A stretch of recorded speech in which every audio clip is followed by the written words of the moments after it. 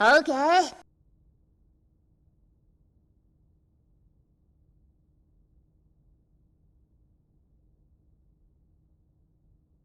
Okay.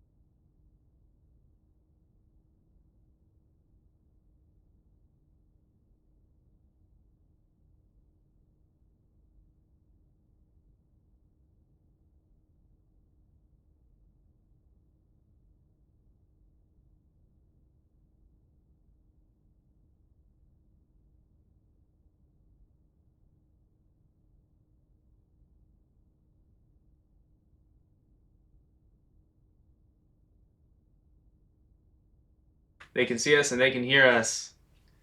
Hi. Hi, everybody. How's it going? Thank you all for the follows. I see that one CRS Garlana. Oh, I know that one. We don't chat ban him. No. I'm just kidding. I'm just kidding. Hi everyone. How you doing? Croaster, good to see you.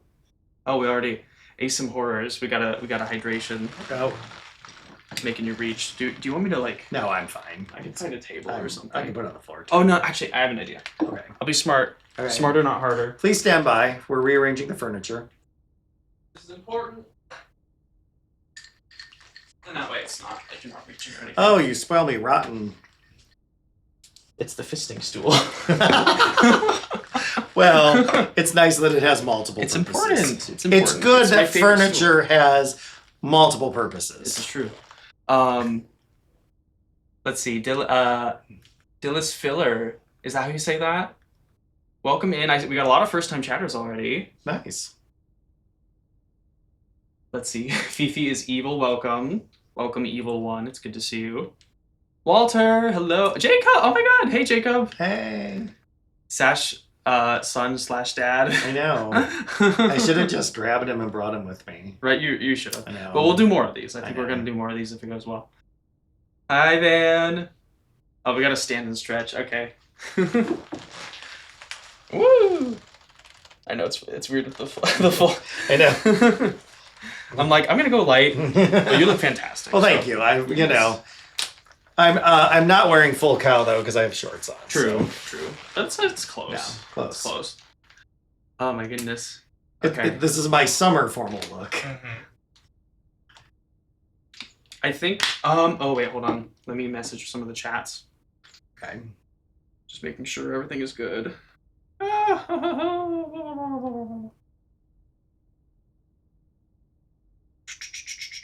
Oh my goodness. As soon as I hit live, I just forget how to do everything. Everyone this is all new to me, and my ADHD is like, there's so many things happening. Honestly, just worry about that. Okay. Yes. And just relax. We're just here. We're gonna chat. We're gonna bullshit. Yeah. It's gonna be a good time. I know, but I'm just like all the pretty colors. Oh yes. Okay. Perfect. Fenris is doing the stream together. Awesome. Ignore that. Okay. Ignore that. Okay. Oh God. Ah. I got it. Don't worry.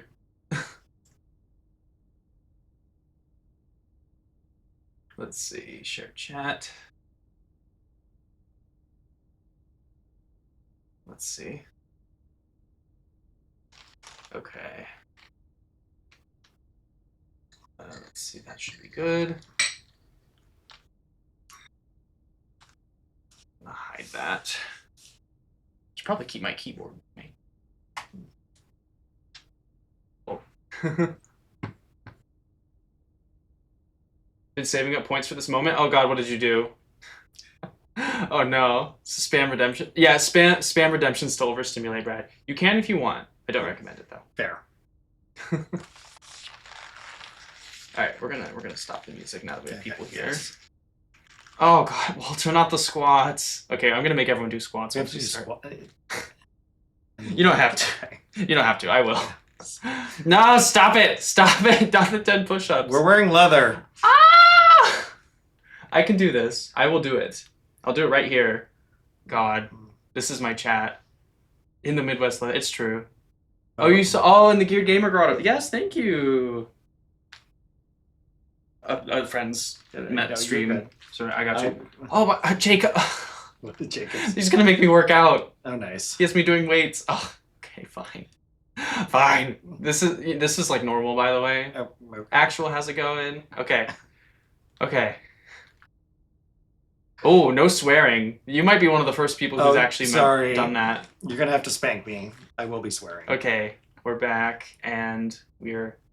Okay, everyone is now audible, and you should be able to hear us. Hello, everyone. Welcome. Okay, let's see. There we go. Oh, yay, it's us. Look at that. Okay. Hi. Welcome. I don't think I can fix the top of that, but I'll figure it out. Let's see.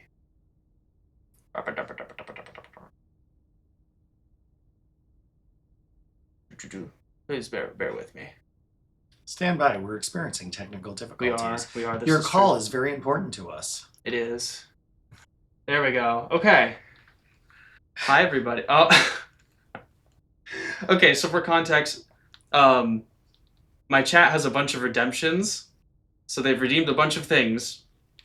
So if I'm looking at this right, as we get started, I have to do 5 squats, some weights. I have to do 10 push-ups, and we're not allowed to swear for 5 minutes. And also the word leather has been banned for the next 5 minutes as well. Thank you so much. So what happens if we break these rules? You guys can unmute if you want. We're ready for everybody. Okay. Hi. I don't know if they're ready for us. Right? Well, so we cannot say the L word? For 5 minutes. For 5 minutes. And honestly, it'll be alright because I'm gonna do some exercises. We can refer to it as cowhide, I guess. Cowhide. Welcome to the cowhide discussion panel. Oh my God. Okay. The no swearing thing is where I'm gonna have to probably tap out. I just know. It's okay. I've never actually thought of like a punishment for if we break the rules, so it's fine. Oh, well, wait. Now this is sounding fun. But punishments are part of the fun. So As we get started, Well, fuck. In that case. chat, you guys get to decide. My chat's loves to cause trouble. First off, oh my goodness. There Okay, I go, welcome. writing checks I don't want to cash. Hi, Oh, well. Toyful. So I guess as we get started, I'm like, there's a lot going on, so I apologize. This is super casual. It's gonna be a good time. Welcome everyone. First and foremost, I'm going to go ahead and introduce us here. There's a lot going on. I haven't done a stream like this in quite a minute. So, y'all obviously know me. I am. Let's go through and just like introduce everyone. To start off, so I'm Sir Lefty / Pup Rusty. I'm a pup gamer, kinkster, random internet person. And I am like, let me think. I mean, let's do this. Let's do this. Oh. Let's do this. Let's do this. And that's Fenris. And then let's do. Are we gonna see a puppy?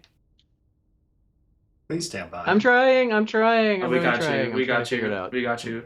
I'm trying to figure out the sharing on my screen because I'm trying to figure out my camera and how I can share on my screen to actually show up on yours. Got you. So Got you. trying to figure it all out, but Yes.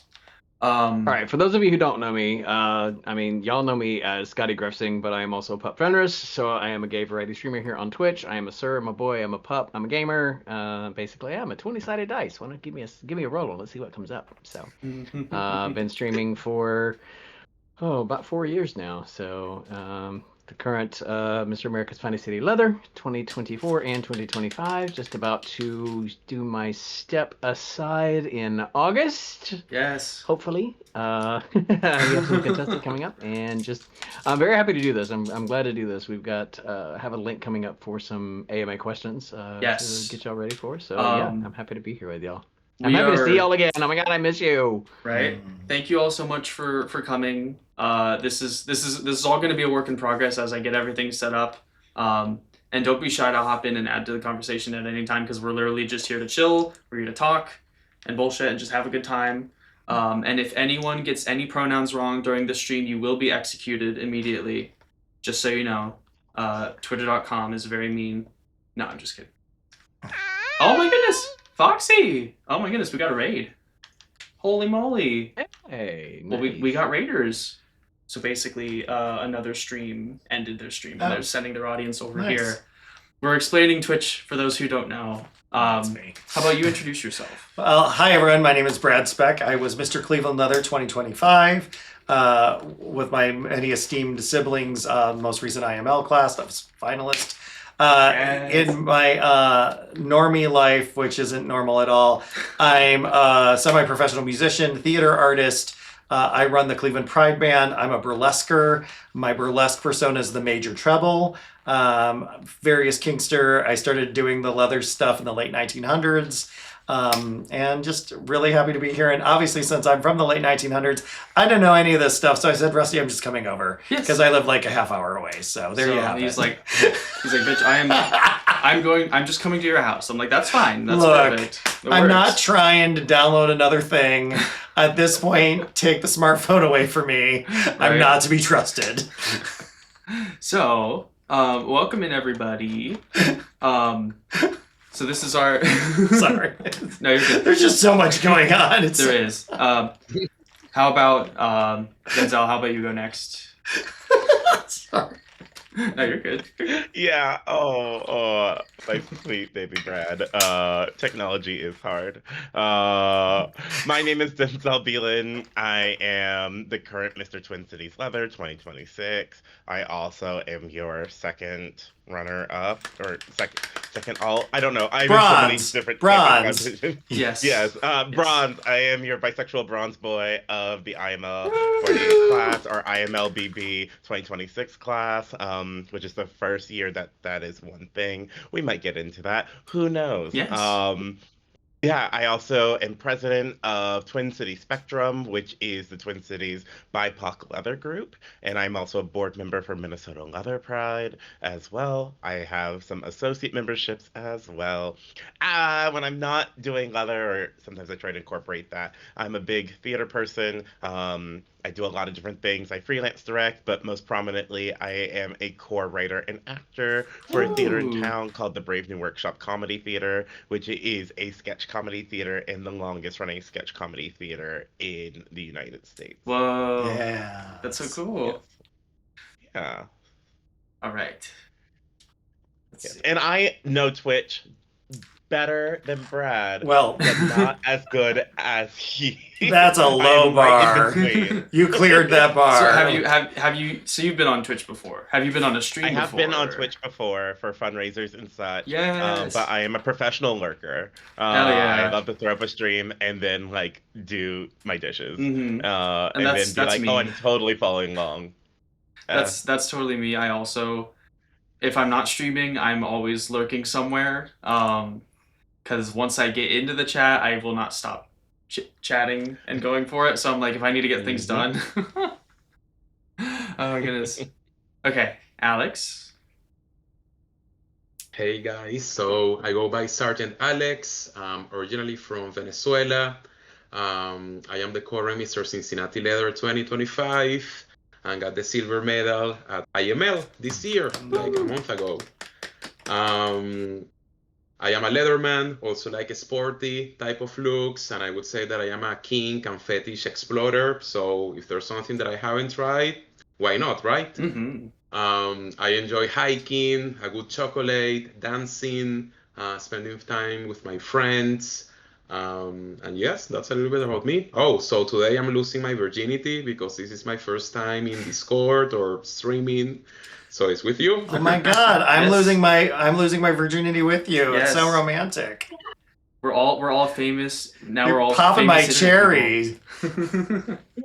So I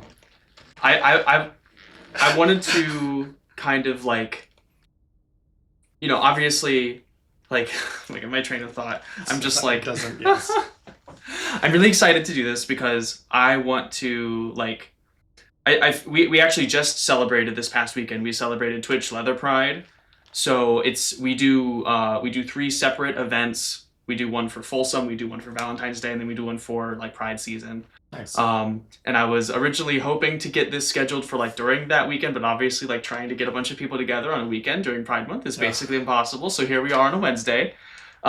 This month is exhausting. It is. Can we just say it? It is. yeah. It is. This is like my but we're 8th here. event this month. Right. And I wanted to make sure, like, obviously, like, leather is always, like I stream in leather fairly often. We do gear streams. It's always a discussion point, but I wanted to bring in some more voices and also offer, like, a specific time to talk about leather, talk about, like, answer people's questions, kind of offer that floor for people to share their knowledge. And I'm only one person, so I wanted to gather some people, flex the connections a little bit, and it's an honor to get everyone here today, so thank you all so much. I guess, because obviously you all competed in Yeah. IML. I just want to jump through the camera and squeeze everyone. I'm just Right? like, it's Oh, yeah. I miss my people. I guess that's not a bad place to start. Yeah. And I have push-ups and squatting to do, so Okay. I can do that in the background while we talk. But Well, I mean, all you bitches, I fucking will start it off and then hand it to my siblings. making me work out. Yes, My chat because- loves to do that. Yes. Well, I mean, They're who putting can me to blame work. them, you know.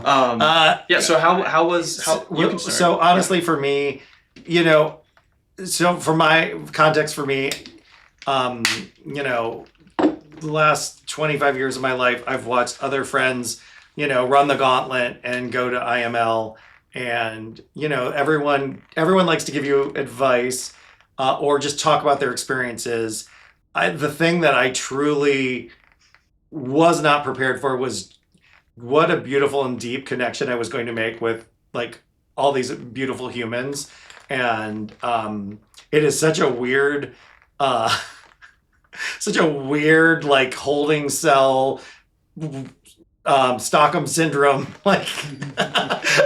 But I mean, I don't know. Words can't describe it. Like what we go through, but it somehow ends up being this amazing, beautiful thing. And I just, when I'm having a rough day or a bad day, I wear this, and I know that I have 68 humans all in my corner, and it's just so magical, and I'm just so grateful to have all of you in my life. Walter in chat says trauma bonding. Yes, well, yes.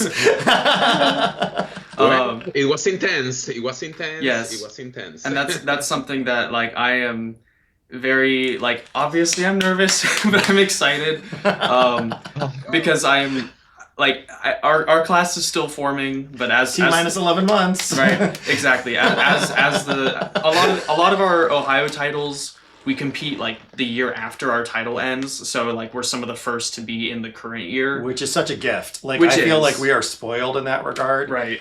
Otherwise, we'd have like 4 months. Like it's not even the worst because some titles like you basically have your title for a month and they're like, okay, here you go. But either way, it's nice to have that time, and I'm super excited because I step aside in October, and we can get into that at some point because I do have some exciting announcements for those who don't already know, but we'll get there. But I'm just like, yeah, I'm excited to. You step aside in October? I do. Because I think both. Alex, do you step aside in November? He's in August. Yeah. Oh, you're August. Okay. You cannot go. I am pissed off with you, but okay. I'm gonna be there, Denzel. You're not gonna be there. Oh, no, the tea. I think. Oh, I mean, right. It is August. It's mid-August when I'm in tech rehearsal. It has Fix other this. priorities. Fix it. I'm in tech rehearsal. They can adjust the tech. Personal. Have your understudy go on. No, I can't. It's on the list. It is noted. Don't worry. Oh no! Oh no! Oh my goodness! I really solve such a problem. It's so funny. Like you step down before I do, which is wow! Kind of wow! What? Huh? Yes. Wait, when yes, is your yes. step down? Because I remember when we met at MAL, that was January. about a month or so in, right? Yeah, I had just won my title, so Mhm. Oh, I was wow. like 6 weeks in. Okay. Oh wow! Yes. Yeah, Brand new. yeah, yes. Which was not to like change the mood drastically. No.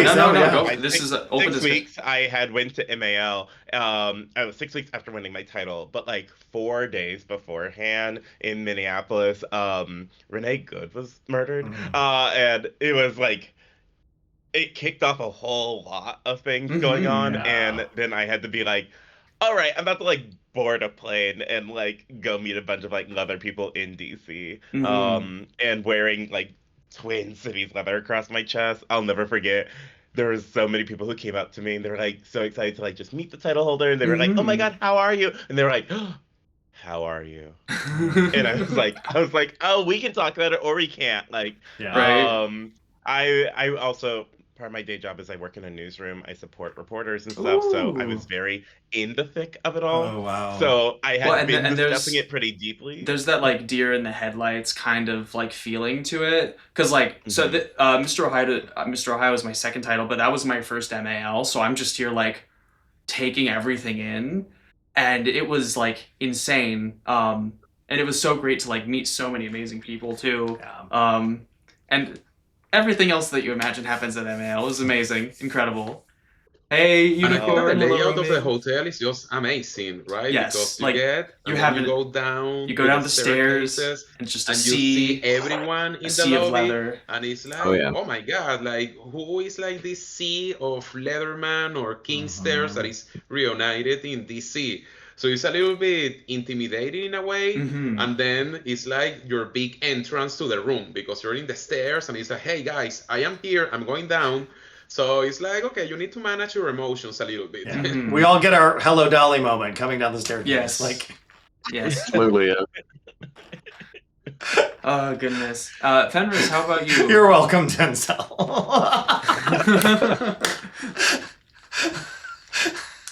And what about me? Huh? Just, I'm there. like IML, like post IML feeling, like how was like the experience? Ooh. We can talk about like future plans after.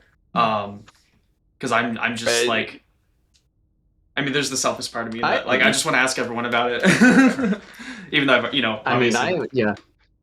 I'm outgoing from the people that I knew that I was there, going there with and going there to see, and then getting grouped with the people that I have, had passing understanding of and passing, knowledge of and passing conversations with, and then getting grouped with, our group was 9, and spending all of our time together. Hi, Jacob. And this is group 7. And, yeah, exactly. Group 7. Group 1. Hello. I don't remember my group. No, 4, right? It was just, there were the moments, and it didn't matter who you ran into. If you had a moment, and you were having a moment, because I had several.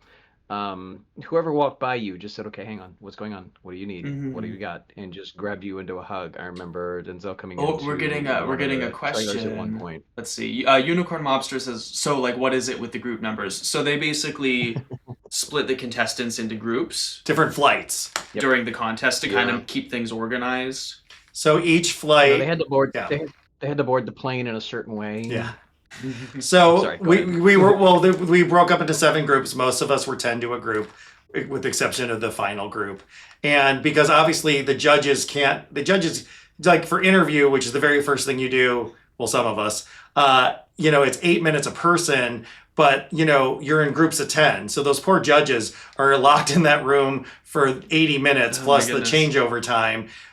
So just to cycle things, all the contestants, you report to your specific time with your group, and then you're locked away for the several hours to do whatever activity. But then even for the main stage stuff like physique and personality, we go in waves and shifts. Because once again, that backstage is like tiny. Like that's a backstage for 20 people, and there's 100 of us, or 1 million. It felt like. Also, if anyone is, but then also remember that step 1 is the picking your number. Yes. So you're organized in alphabetic order by your last name in the opening ceremony. So you get your number. You don't know what is it. And then you get allocated to the different groups, no? And then you're gonna keep with that group for the rest of the weekend. Yeah. And if anyone in chat is curious about like IML, MAL, what all these things mean, we talk about it a lot during stream, but like this is a great time to ask questions as well. Omega, good to see you. Greeting our chatters here. Yes, please. We can do some shout outs as well, because we got a lot of folks. I quickly want to share, there's like, for me too, like so many memories are like, I'll call them the backstage antics, like standing in that theater, like it almost looks like a movie set because it's this narrow, like 8-foot alley, brick walls with the fire escapes, and we're all like standing there waiting to go into the theater, and we're singing "Ma-na-na-na, do-do," like all 870 of us, yeah. And it's just like, it was a great like tension breaker, like, because we're stressed and we're tired and freaked out and thirsty and thirsty. Thirsty.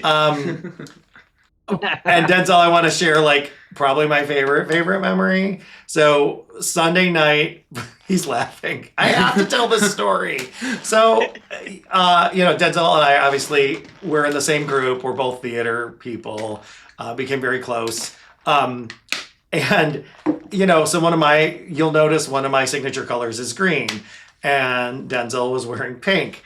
And we're both theater people, and we're emotional, and it's right before finals on Sunday. It is so crowded backstage. We are like up against the fly rail, like in the dark. We can't see anything. We can't see anyone other than 2 feet in front of us. And we're kind of like, having a moment holding each other. And this one starts singing to me.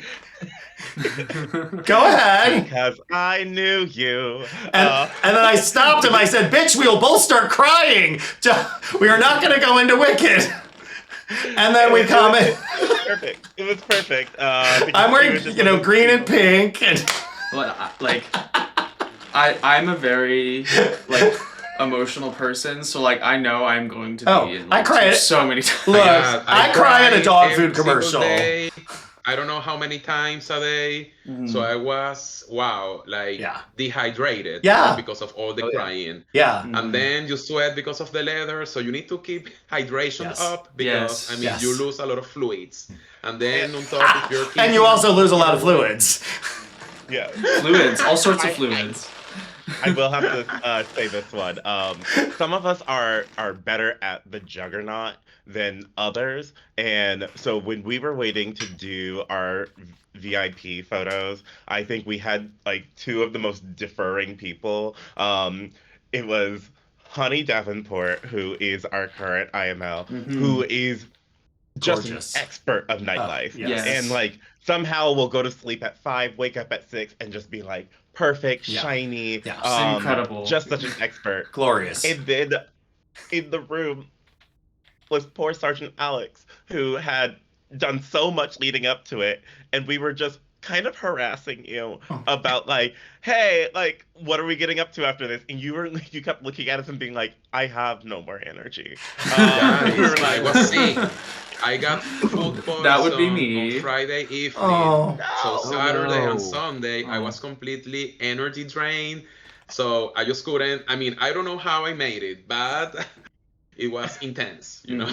And then this guy, he said, "Oh, what are we going to do?" And I am like, "I just need to go to my bed and sleep for a month." But like it takes its toll.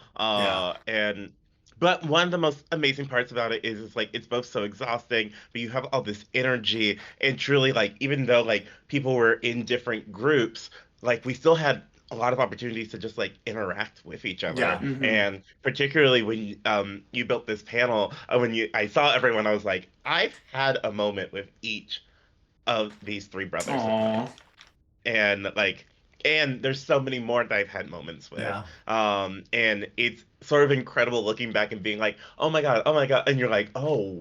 And the people who maybe I didn't have the chance with, I'm like, I'm excited to do that in the future. Yeah. But you meet so many people and you like fall deep into like connection with them in a Because at very the end, Yeah. it's Yeah. super intimate. You're putting yourself out there, you know, everyone trying to represent like Yeah. yourself, your title, your city, your community. So at the end, it's so vulnerable all the time. Yes. So when you say hi and Yeah. you were crying, Yes. right?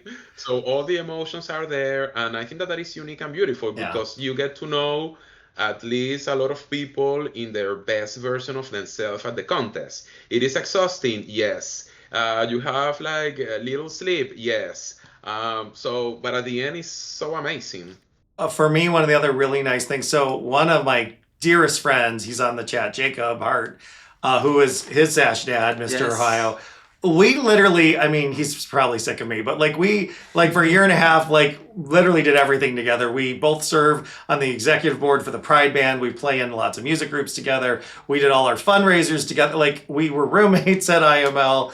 But the one thing that we both kind of openly hoped for was to not be in the same groups, because it's like we're already, you know, close. We want to make connections with others. And the universe was like, I hear you. And like he was group 7 and I was group 1. So like we almost never saw each other the whole contest. And even like, you know, we both got to be finalists, which was like also a secret dream that I'm like, I want to run the gauntlet like every step of the way with Jacob. Well, and it was incredible, like as a spectator, seeing so many. Well, like, almost hello, Ohio! Right. Three history, Ohio. which is incredible. which I was like, and everyone deserved Wise, it. and I'm gonna tell you guys, I've been in the States almost 2 years, and when I got my Mr. Cincinnati leather title and I started to travel to different events, people will tell me, "Oh, did you move to Cincinnati, to the Midwest, to Ohio? What the are you doing there?" And that really pissed me off. Right. Because I was like, well, I am representing my city, my community in the best way. That's so right. having 3 finalists in the top 20 from Ohio for me was Epic. amazing. Yes. Right? Yeah. Because I think that it's not, you know, from where you are, it's like how you represent your community. If it's like a small community, if it's like a community, I don't know, in Los Angeles or in New York, at the end, it's how you put yourself out there. But yes, just saying that we made history having 3 people from Ohio in the top 20s. Yeah. Mhm. Well, I it's think. oh, No, go ahead. Go ahead. so, and I say this with love. The United States is a very large and diverse place. California always has major representation. And having lived out west, I've lived all over the country. It takes more effort to be a Leatherman in a red flyover state. I mean, we have more of a target on our back. There's not as many spaces. We don't have as many resources. We don't have all like the leather shops, and it's harder for us to show up. Yes. And I know that sounds like silly, but like I think that's why I'm extra proud of the fact that that Ohio showed up and we were seen, and that felt so. I think that like if I have to pick the one, I mean I can't pick one thing, but like I know, but I am out like. I got to be my authentic, weird, dorky band nerd, and I was celebrated for that. Ohio was celebrated. Like, to feel that kind of love, it's overwhelming. And I'm really, like, one of my biggest things. Oh, another leather friend, Tector, thank you so much for the raid. Oh my goodness. Welcome in. I don't know what that means. So he... I explained it. I can explain it. No, it's fine. So, Go on. He's sending in his audience. He just finished streaming. Hello, friend. Let's get you a shout out, please. Can we get a shout out for Detective, please? Thank you. Yep, I got it. Yep. But no, so like one of my favorite things, like, so I grew up in like small town Ohio, like outside of Columbus. So it's like I wasn't born in the cornfields, but they were like across the river. And there's that sort of like, I take great pride in the fact that like with what like my partner and I do, so like we have our brand Nasty, where we talk about like we do charity events, we do dance parties, we bring people together, and that's like one of my favorite things to do, sort of like what we're doing today, because I see myself as like a reflection of the people around me. No. Because I always like laugh because I'm like, I'm not built for the spotlight, I'm not built for this. I enjoy being in the background and like putting things together, because I am incredibly introverted and I'm only talking this much because I'm at home. But like I'm just like I'm excited for this opportunity to compete and like to like do the networking, and like I just love hearing other people's like journeys and like kind of like relating to people in that way, and that there's just that like that bond you have with your siblings that I look forward to as someone who will be competing in a year. Because like I've been here, my partner Nash competed in 21, I believe. Yeah, they're 22. 22. So like watching him go through all this, and like it's been that like part of my dream, and I'm excited puppy noises. Excited puppy noises. And at the end, how you can also see the contest, you have like all the journey before the contest. Like, I mean, you are required to have a sash to participate in IML, right? So you get the sash, and then it's like, oh, do I have to go? Is it mandatory or is it optional because you just want to do it, right? So you have like all the pre-IML, and of course, as it gets closer, it's like, holy shit. It's like coming, right? So to me, when I went to MAL in Washington, I was like, oh, the judges are going to be announced. We have like, I don't know, 30 people from the class that is here. Yeah. So in January, I was like, this is happening, Yeah. So then you get closer, and then you have the contest, right? So yes, before, during, after. So we all know about the post-event drop, all that. Oh, guys, this one, it was the real one. Before, I was just tired, about an event or something. I think that I am still, landing and coming back to earth in every single level, right? And I think that you mentioned that, Rusty, at the beginning, like the emotions after the event. So many things to process, so many things. Because, I mean, to me, it was also like a dream to participate in IML. Yeah. So I was processing what happened in the contest, like, my performance in a way, all the experiences, but then what comes with the medallion, no? And in my case, with the silver medal. Like, yes, like all the recognitions, the support from the people. Coming back to Cincinnati, like the first person that goes up that high, no? And it's like, oh wow, now I also need to process all this that is not related to the contest, to the weekend, but it's happening. So, and I was not ready for that. I mean, so it's been intense, no, in every single way. And I think that it's also important for people to know that it's not only about those 4 or 5 days that you spend in Chicago. It's also how you prepare, how you do it, and then what happens after. And I think that's Yeah. one of those important things where like I wanted to make sure I thought about like when I would go for Ohio, because I know that would lead to IML, and the journey does not like you competing for a title, winning a sash. That is not the end of a journey. That's just one part of like a larger. That's one chapter of all these things. Tector is saying the amount of processing IML would rival a data center. Oh yeah. Oh my goodness! Like, so Apollo, we're talking about IML and like experiences with that. But no, it's one of those. Real quick, Yes. we did have a shout out that we had to give to contestant 69 Oh, from yes. IML. We wanted to make sure Mocha! Hold on, Is guys. she here? Wait. I'm gonna turn off the camera. Hold on. Oh, Don't tease us. I know, right? IML is International Mr. Leather. It is like it's one of the big. Well, it's like and the big. full title is International Mr. Leather Boot Black. Yes, and So we haven't talked much about our Boot Black siblings, but it's an important, integral part of our Yes. culture and our community. And bless them, they had to do 10 times more work than we did. Seriously. I am gobsmacked. you have to be. Oh Oh my So god. this is contestant number 69. So for context for everyone else, we did have a 69th contestant. There was a lot of personal things they had to drop out at the very last minute, but they already had the number made. And we kind of collectively as a class all voted. We're like, Mocha. And Mocha did do her interview in front of the judges panel, and I hear she crushed it. She did the best. I mean, how could she not? Obviously. So talking about crying moments, so we pick our numbers. We go back to the room, and then Miguel, the then daddy, he says like, "Well, guys, we have an extra number, so the class is going to decide what to do with the number." And I was next to Honey because I was number 35 and he was number 36.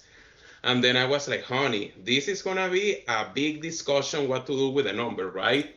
And then everyone starts screaming, Mocha, Mocha, Mocha.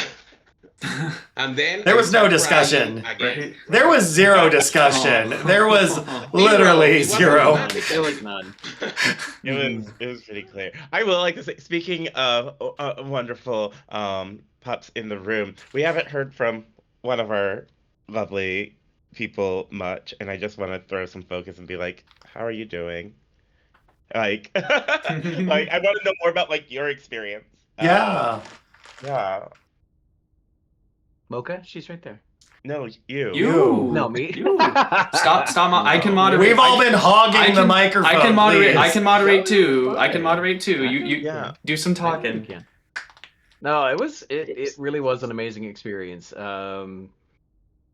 It was mind blowing, and getting into the group and just immediately going in with people that I had just been, really people that I had never met before, and getting in there and within 10 minutes being closest to, and all the things and all of the conversations that we had and all of the stories that we heard and all of the emotions that we had, because I have a number of former IML contestants that I consider family, that were right there. So as we were going through, not realizing that they're all there, caught me completely off guard.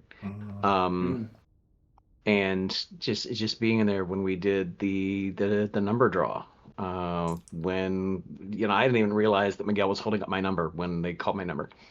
I'm just standing there looking out at the crowd going, wow, I'm actually here, what's going on? And he's standing there holding it, and he's like, hello, let's go.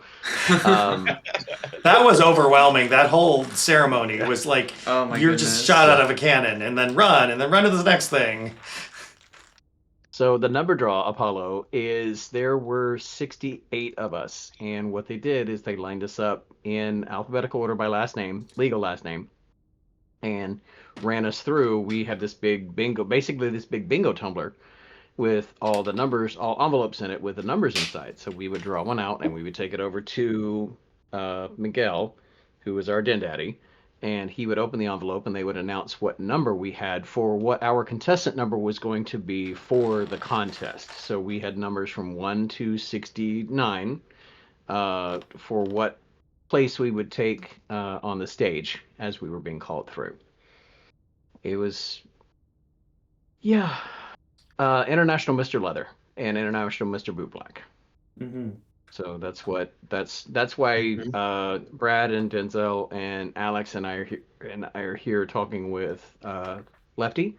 We pulled this together to do a leather panel to talk about what is going on in the leather community right now, what we did at IML, and what we have been doing. We don't have to just talk about IML. Yeah. Because like I figured like this would be a good time because we're like a month removed from everything, you know. So like we've had time to process things and like kind of feel it out. No, and Apollo, it's great that this stuff is new because this is the perfect time to ask questions. Yeah. Yeah. And we also do have Fenris, if you want to post the link, we also have an anonymous AMA. So if you want to ask anonymous questions, we can answer those on stream. We can have the discussion there. Because like I you know me, like I mean you all know me to some extent, but like I'm always busy. I like to stay busy, and I'm constantly doing things way too much. And it drives my partners nuts because they're like, you leave the pup alone for like 2 minutes, and he's booked like his entire 2 weeks. Tector, you do know me. Surprise. And it's a very exciting year because I guess shifting gears. Nashty is producing the Mr. Ohio Leather Contest this year, and I am overjoyed about it. It's been a big journey, but that was one of those things that I wanted to focus on as Mr. Ohio, was really like uniting the state and making sure everyone felt included as part of this thing, because and it's just kind of how the cookie crumbled. There's a lot of like title centralization in Cleveland, but we have Columbus, we have Cincinnati, we have Dayton, you know, we have all these different areas. I want to really like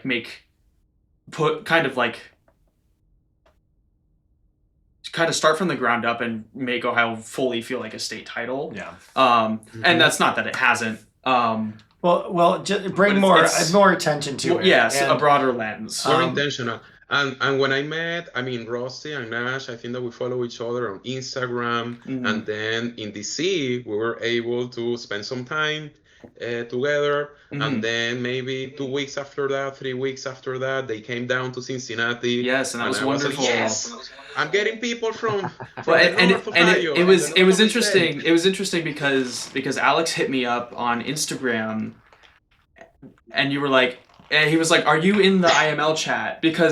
And that's the other thing that happens with a lot of our titles here is people are like, what year we're in. Yeah, they're like, are you in this year? And like throughout all of MAL, people are like, oh, are you getting ready to compete? I'm like, I still got a year, but I'm getting ready. I'm trying. Hey, what's up, everybody? Welcome in. Thank you all for stopping by.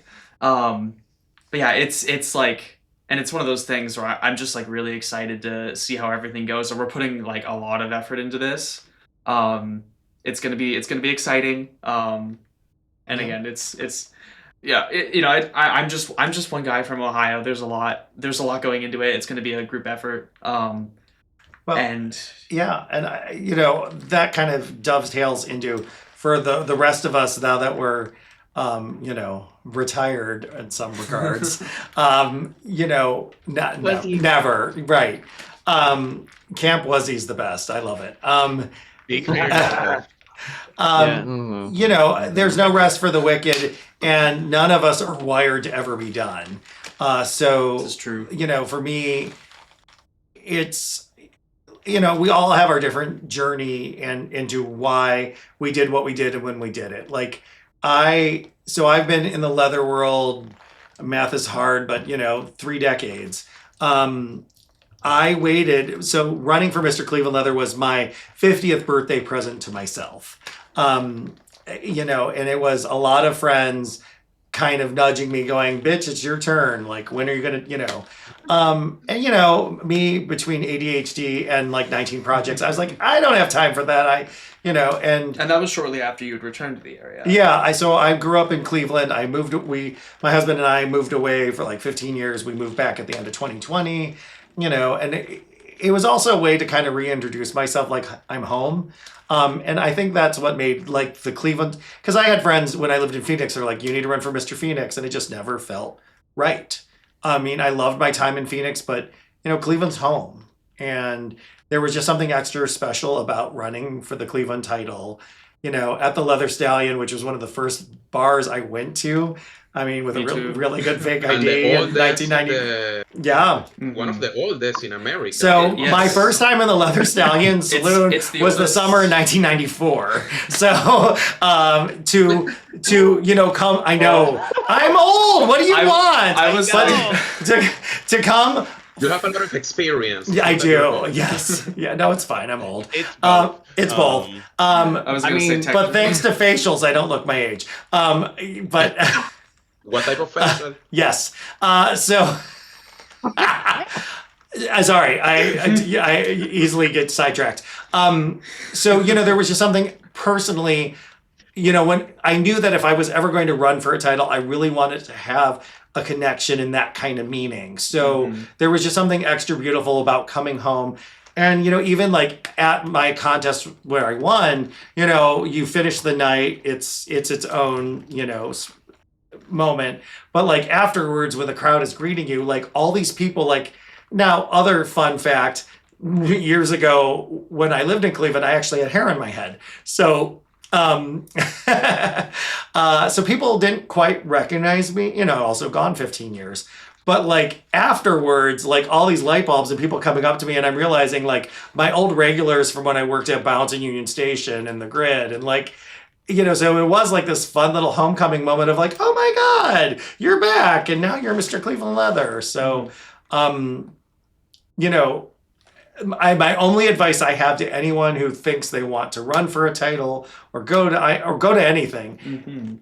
The only right answer is if it's right for you in your heart at this time, do it. Right. There is no right or wrong. There is no right or wrong way to do any of this.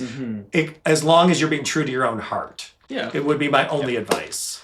And like, don't tell yourself no. Like I'm trying to. One of my goals this year is like, I need to stop talking myself out of things that I've wanted to do or would like to do. And that's I mean, especially with like, it's interesting here in Ohio because a lot, I guess, just given like the way like how the state is, like if you haven't been here, you wouldn't necessarily like see like how much of a leather culture we have. Tons, especially huge. in the cities. Like going back to the Stallion, it's the oldest gay bar in Ohio that's still open. Well, and it's one of the oldest in the country, continually running. It's been open since 1970. And like, there's such a rich history. I mean, like they just disbanded last year with the Unicorns. They were an OG motorcycle club from the 70s. Oh yeah. And like there's two gentlemen still around, and like anyone from Cleveland, if you ever see them, buy them a drink and just open your ears and be blown away at the stories and the history. Oh my God. But like, there's a whole back bar. There's a big back patio and a back bar. But that whole section used to be, in 1970, it wasn't safe to be an openly gay man in 1970. And so many of them would ride their motorcycles, park in the back alley along where that back bar is. And they would enter the bar from that back alley because it was safer than coming in from the front door.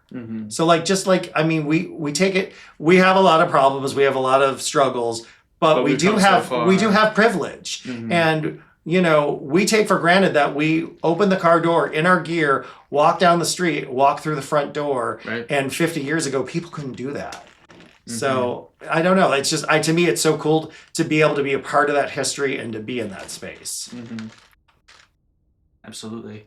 I want to touch again about just sort of like how important timing is and like really being within yourself, because I think like all of us have had like that sort of like similar thing where it's like this felt like the right time to do this, and I think we got that so many like so many of our classmates had that experience. I Yeah. know for me, I had been, Minnesota's a very quiet, passive aggressive sort of place. People like to hint at things as opposed to be direct. So I could probably say for about like 2 or 3 years, people were inquiring about if I were running for title, and it didn't feel right, and it didn't feel right, and I think part of it was I wasn't exactly for sure if I wanted to be in Minneapolis long term. Oh, sure. Um, Mm. and I had told myself by the end of 2025, I will have either bought a place or have left Minnesota. Mm. Um, and I was just saving a bunch of money to make that decision, and I think that's the timeline. Yeah, and then by the end of 2024, I actually had found a really lovely place and I had bought. So Awesome. when I had did that, I was like, oh, one of the biggest things I had kept telling people was, oh, I can't run for title until like I buy my condo. A lot of people didn't know that I was also considering moving to New York. But I had bought my condo because God forbid I'll never mess with a lawn in my life. And I went, oh no, but like a joy and like the sort of like, wow, my one thing I had that was preventing me from running for title was gone. So I was like, well, I'm pretty sure I am running for a title. And I ran with a really wonderful Twin Cities class. It was really special because we just did a sibling title last year as well, which was Twin Ooh. Cities Kink, Oh, which is nice. purposely no gender marker on it as well. And Mhm. essentially, it's for Nice. anyone who didn't identify as a Leatherman. Oh. And their contest was very cool because we all have a talent portion. Mhm. Nice.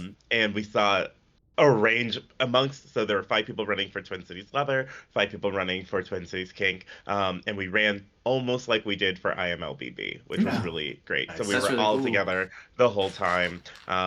And my only downside about that thing is we were all sequestered in a room while people were competing, and Mm. we had talent. So what we heard was just like music and maybe audience reaction, and some people did like scenes. I come from the comedy world. I did a stand-up set. Oh, That's Um, nice. awesome. because of course I did. And it had to be tight, and I went through my jokes. Some people did drama pieces, and it was just like such a cool experience. And then Mhm.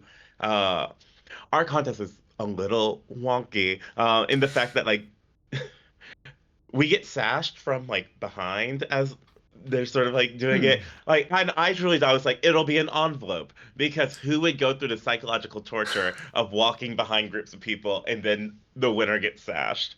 Um, so I have a lovely photo of me like truly being like, wait, what's happening? Because the audience reacts first, Yep. and Oh. That then that you're was like, Cleveland as oh, well. Yeah. Okay. yeah, and then Yeah. you're like, oh, me, Ah. Yeah. um.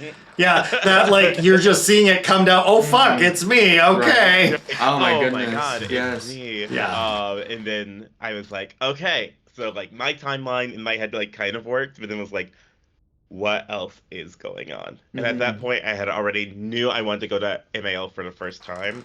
And with my competition being in November, it would have been really hard to like get a host hotel and space and everything. So I Mhm. knew I had that, and it was just like everything ended up working out really well, and I've lived a lot of life this year because it's been incredibly difficult. It's a whole And ride. yeah, but it's been so immensely beautiful, and I Mhm. was in that right place, and that made it so much easier. Yes. Um, and if anyone's been given another event, MAL is so good because Yes. it MAL is just means you can wonderful. escape in small spaces Yeah. if you want Mhm. to, or you can be the life of the party in big spaces. Yeah. Yes. Because I Choose had your own so many adventure. wonderful, intimate moments. Yeah. Mhm. Yeah, Well, which but is like, I think that, what you guys are mentioning about the timing, no, is so important. And it can sound cliche, no, about, oh, yeah, you need to feel it in your heart. And in my case, like 3 years ago, I was still in Panama. We created our fetish and leather Panama group. No sash because, I mean, you're starting a community. And then relocated to the States. And then I was like, okay, but how is it? No, because I had gone to IML maybe once, And then people were like, "Oh, are you running for the title or something?" And I was like, "I don't know what is this about." But I mean, the idea was just there. Maybe in the future. So I moved to Cincinnati, joined the community, started to travel around the US, and I was like, wow, this is nice, right? Um, and then I was like, what do I do? Like, should I don't know, create or push for a title in Panama or in Latin America, to represent Latin America, or should I run for Cincinnati, right? That is where I live now, the community. And then I was like, you know what? I'm gonna do Cincinnati because this is where I live and this is where I want to represent. So I signed up maybe 2 weeks before the due date, and then I was like, well, I'm doing this. So yes, contest happened, got the title, and I happened to be the first Latino getting the title. Um, then some Latinos started to appear, and that is the importance of visibility, right? Well, and that's So I such was a like, big okay, thing. yeah. Like Um, one of the things we yeah, do. Sorry, not to interrupt. Like one of the things that we do with like our events and like that matters so much is like the diversity and being seen. So like that's speaking of being seen. Hello. We have I an can Ash. scooch down if you Okay. want. So We have someone crashing. yes. Oh, I don't know how I'm gonna get in, but I I will will just- just this get works.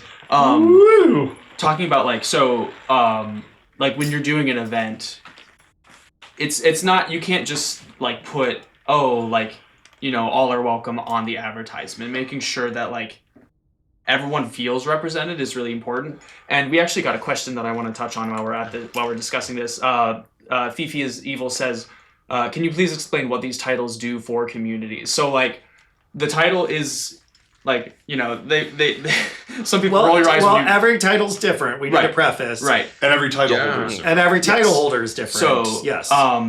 a lot of overall themes. I mean, some people roll their eyes if you call it a pageant, but there's the contest portion. But on top of that, it's at least I can speak for the Ohio titles. It's about like, there's a lot of service portions. You have to be present. You represent the community. Well, there's charity stuff And some titles have like Cleveland has very specific obligations. You are going to do at least one major fundraising event for a charity. And in Cleveland kind of echoes IML as far as categories, but for the Cleveland speech, it's a specific topic. You have to speak on the nonprofit that you are going to champion for over the next year.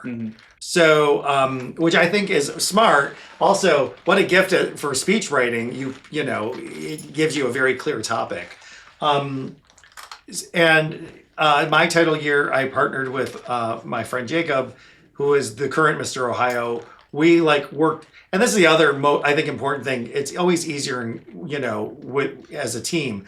We would piggyback and work each other's events and help each other. His big fundraising charities were Trans Ohio and Margie's Hope, which is a local trans group. My main one was the Cleveland AIDS Task Force, but then I also did a lot of stuff for the various trans groups.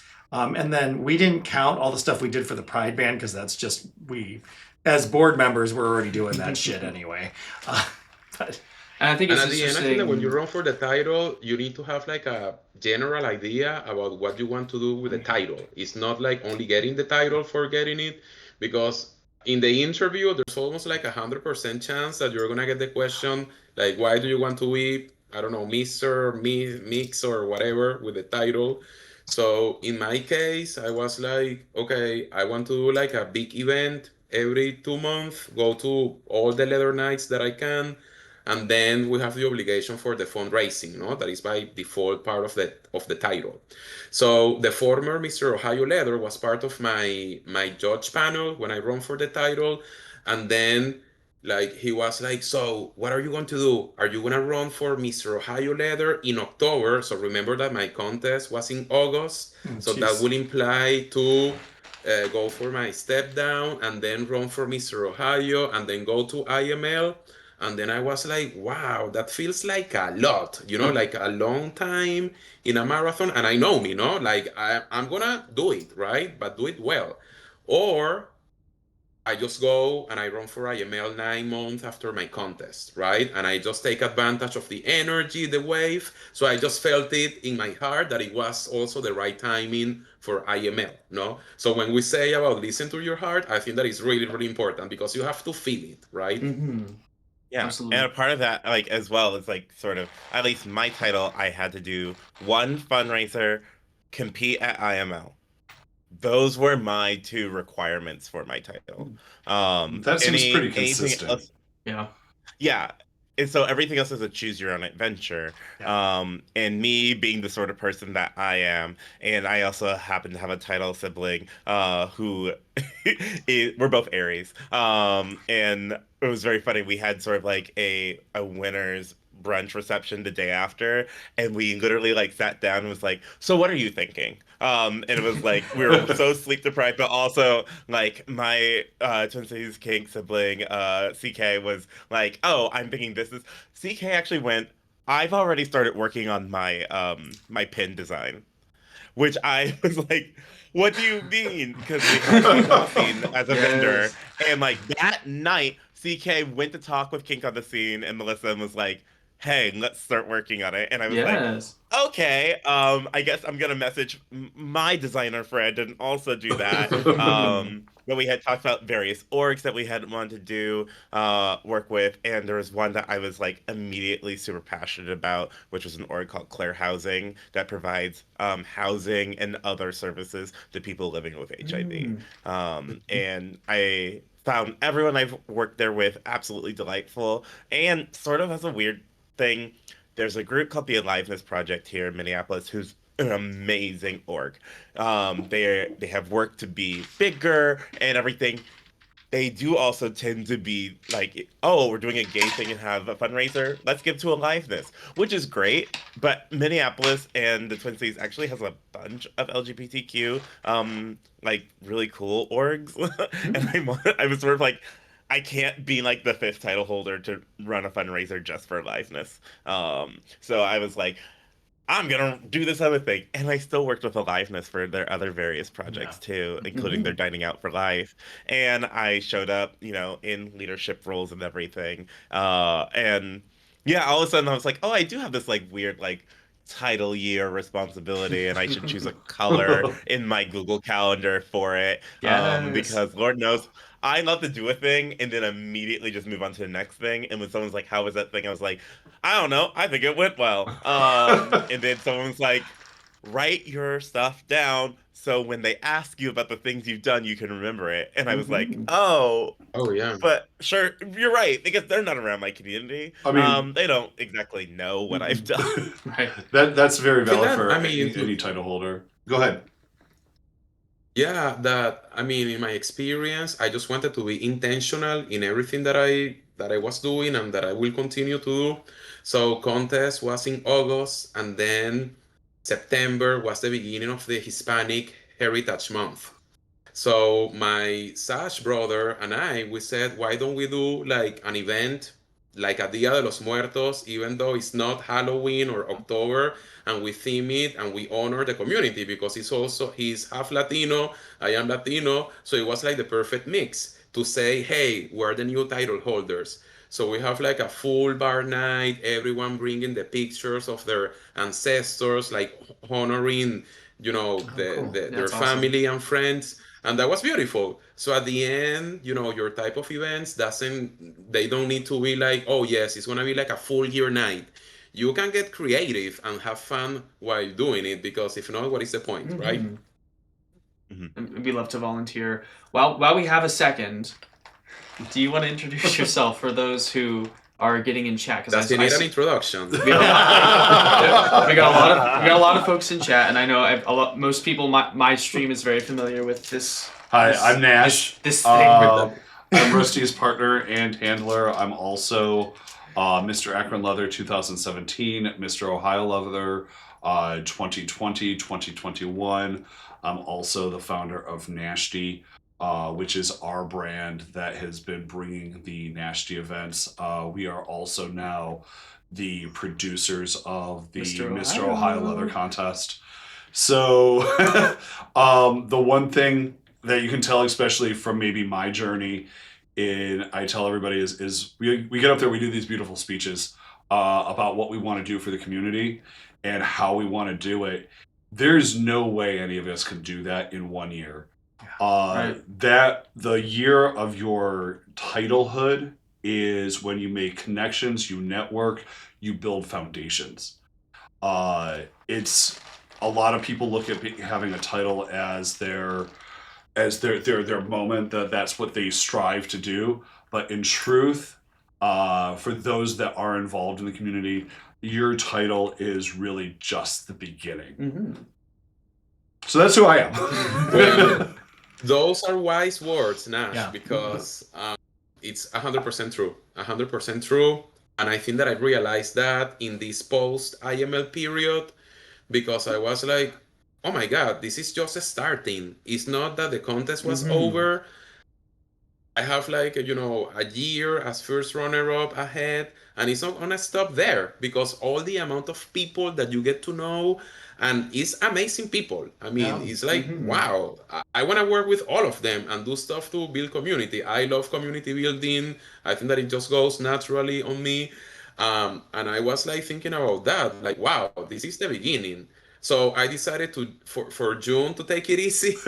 Smart, Yes, very smart. For sure. Jealous. Celebrate a little bit. Jealous. Well, and that's one of those it's only the things. beginning.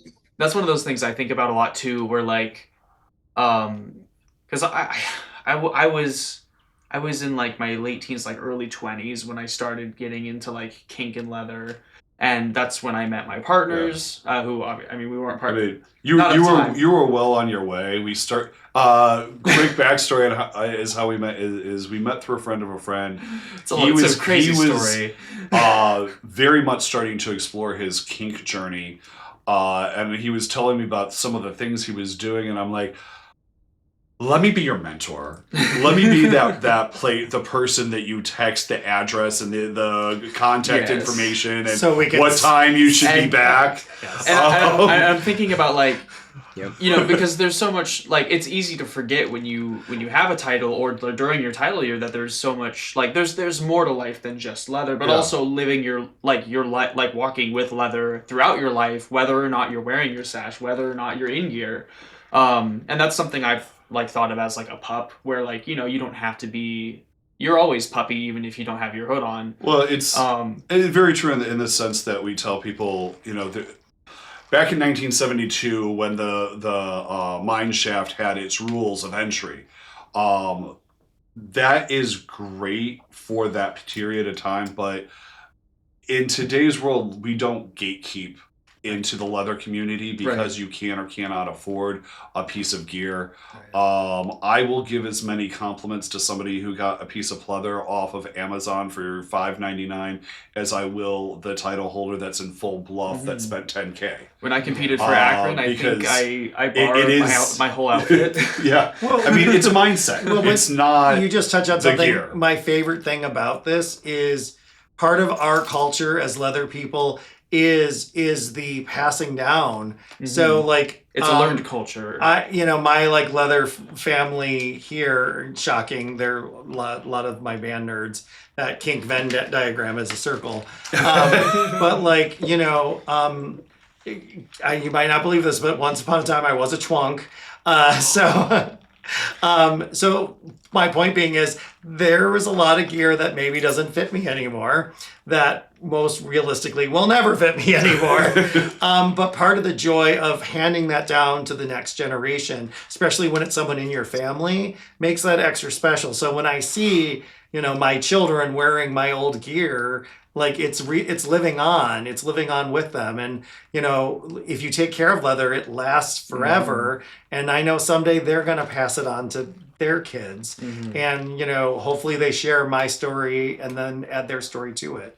And that to me is one of the most beautiful things about our community is, the boots that I took 2 sets of boots with me to IML. The boots I wore in an interview were the first pair of boots that were gifted to me when I was 19. And, the fact that they're still, I think the biggest like compliment was when Team Shine was like, no, these are good. I'm You're like, no, I want you to touch my well, boots. no, that too. But the fact that my boots are old enough to have a midlife crisis and they still look good made me go, all right, I did a good job taking care of these. And I think that is like a great point, Brad, because in March when I went to visit these guys, Rusty and Nash, we were preparing to go to the contest in Cleveland, and we were putting like the gear on, and then Rusty he brings like a small pocket, a leather pocket, and he's like, "Hey, this is for you to complete your look." And I was like, "Oh my God, thank you!" Like just happened, and then I fell in love with that little pocket, and then I was like, "Hey, do you think that I can borrow this for IML because I want to use it?" And then he was like, "Hey, it's for you. You can keep it." So I was like, "Oh my God!" And then I wore it in the final in my jockstrap. It was there, and he was wearing my Venezuelan flag. So it was so meaningful, and I will always remember that piece. And it was in your house. It was beautiful, and it doesn't always need to be gear. For example, a friend of mine, he's like a opportunistic sadist, right? So I was assisting him one day, and then he was using one tool, and then he was like, "Hey, this is for you," because I was like mind blown with the tool, like, "Wow, this is so cool." And then he was like, "Well, I have another one, so this is for you." So yeah, like those little details can make like a really impact in your life in the leather community. Benris, do you have any favorite pieces of gear yourself? Yes. Excuse me, I'm dying here. Yeah, actually, it was what I wore for the interview, and that was actually one of my interview questions. One of the questions was, can you explain to us why you chose the gear that you're wearing? And it is a zip-up vest that I have from Rubio. And it's also a pair of chaps that I was gifted by someone who is very dear to me. And I was also wearing my cuffs, my Rubio cuffs, and the reason that I wore it was because the zip-up vest is piped white along with the wrist cuffs, and I wanted those special people that has meaning for to be with me when I was in my interview, and they were with me. They were holding my hands and holding my heart, I'm gonna tear up. and yeah, they were supporting me through the interview because, I mean, it's not just about the contest, it's about the people that helped to get you there. It is about the people that guided you and stood with you and walked beside you, and the ones that, when you're walking along, you don't realize that they're walking right behind you. You turn around and they're right there. And those are my favorite pieces. Just because they hold me tight and they let me know that I'm loved and cared for by everyone that's around me and my family. So yeah, those are mine. Yes. Do we have we should check on the Q&A. Have we had any submissions? I'm curious.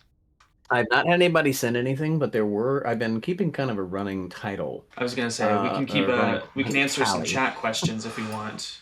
Or I should ask, does anybody need a break? Because we've been here for an hour and 20 minutes. I could probably use a step, but like I'll stretch, but I don't want to miss Sergeant Alex. I was gonna say my chat has a bunch gear. of push-ups for me, so I can do that. To work. If you want to take like a 5 so everybody can get like bathroom and water. Yeah, and we can everything. do a break. And I see Alex has his Panama hat. I think. Did you want to share that before we take a break? Okay, we can do that. So Yeah. you ask about Yes. favorite piece of gear. So this is my Panama hat. So in the Caribbean, you can wear this super tropical type of Okay, you look. need to take that off So- because I'm gonna get things going. So yes, continue. Keep it on. Yeah, Keep can it confirm. I put like a leather piece on it for IML. So this is one of my favorite pieces. And when I wear my look, I call it the trophy leather look, no? Because it's like the Panama hat with the green and the khaki pants. So yeah, this is one of the favorites. Nice. Nice. Okay. And with that, All right, let's take it. Let's take a break. Intermission. We can take a quick break. I'll be here doing a mini workout because chat is making me move. Okay. I'm gonna go to the bathroom. Yeah, you know where it is? Yes. Okay, and then we'll be back with some water and All right. okay. We'll give it 5. Good.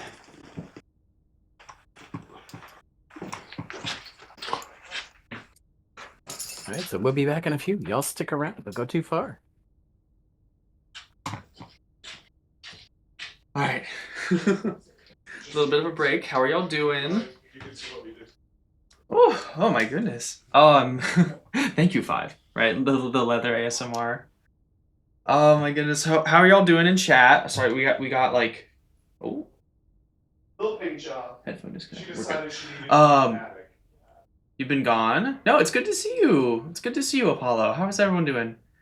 The heat wave your country's experiencing? Oh my god, right? No, legit. I'm having a great time. I'm like trying to like gather my thoughts because there's like so much going on. But don't forget to grab a water, get a snack, take care of yourself, everybody. Yeah, happy Pride. The gay club kid and the cryptid got married on your island. Yes. Did you do your push-ups? No, I have 10 push-up squats and a weight exercise because chat's like, "Hi, we're here."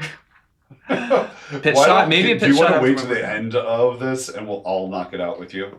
We can do that. We can do that Yeah. because then we can move the couch because Yeah, because for you to try to do that in front for them, because they're Yes. not going to witness it. this entire stream is actually just an elaborate plot for me to vacuum behind the couch. Yes. But no, please feel free if y'all have questions, do not be shy. Oh my god, Puddin! Hello. Oh, hey, Butch Puddin. Thank you so much for the raid. Holy shit! Thank you so much. How are you doing? We are mid intermission, and I need to piss so bad, but we're gonna do that. Then I'm going off camera. I'm not doing that now. Don't worry. I can't do. You can't do it. You can't do that on Twitch. Piss King. Yes, right. How are you? How was peak? I was lurking a little bit. Oh my goodness. Oh my goodness. Your body is ready. Yes. Hell yes. Oh my goodness. Yeah, I have a copy of it. I have not played it yet though. We should play it sometime. Actually, that'd be fun. We got 4th to 5th. I think. Ooh, nice. This is like it's like a kind of like a Berlin, like a bar vest, I would say. Yeah. It's, you can tell it like because of like the cut. It has like a curve that's like more of a like Berlin style. Showcase. Or Berlin style. I say Berlin because there's like Berlin, Ohio, which is, they tell you it's not like Berlin, it's Berlin because it's country. Because it's hillbilly. It's hillbilly, and you can buy some awesome leather there. That's where I buy my belts. I'm gonna take a piss break. All But I right. will be back. You guys can hang out and talk to chat man the if you if you be nice to them. I don't have my readers on, so I can't read what anyone's chatting. Snack, anything. I can. People are doing I things. come with you. Burly Berlin. Hello, Brad. Hi. Is it? Sorry. Very fun. Wait, there's 2.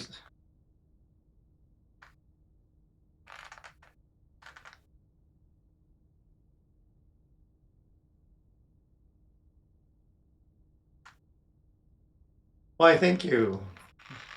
Unicorn Mods. So I do love a bow tie. I wear bow ties all the time. Also, I don't like tying a leather tie. It's a lot of work. I can do it, not a lot of fun.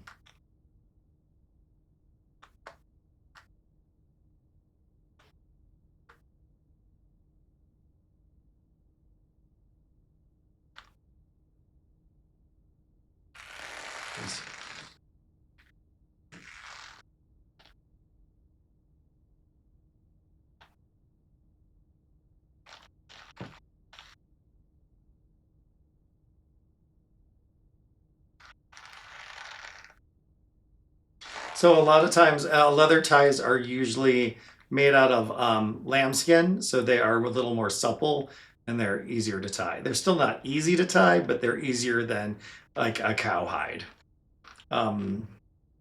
a lot of the leather that we wear is, obviously different types of hides. It's not always cowhide. Um, little fun facts.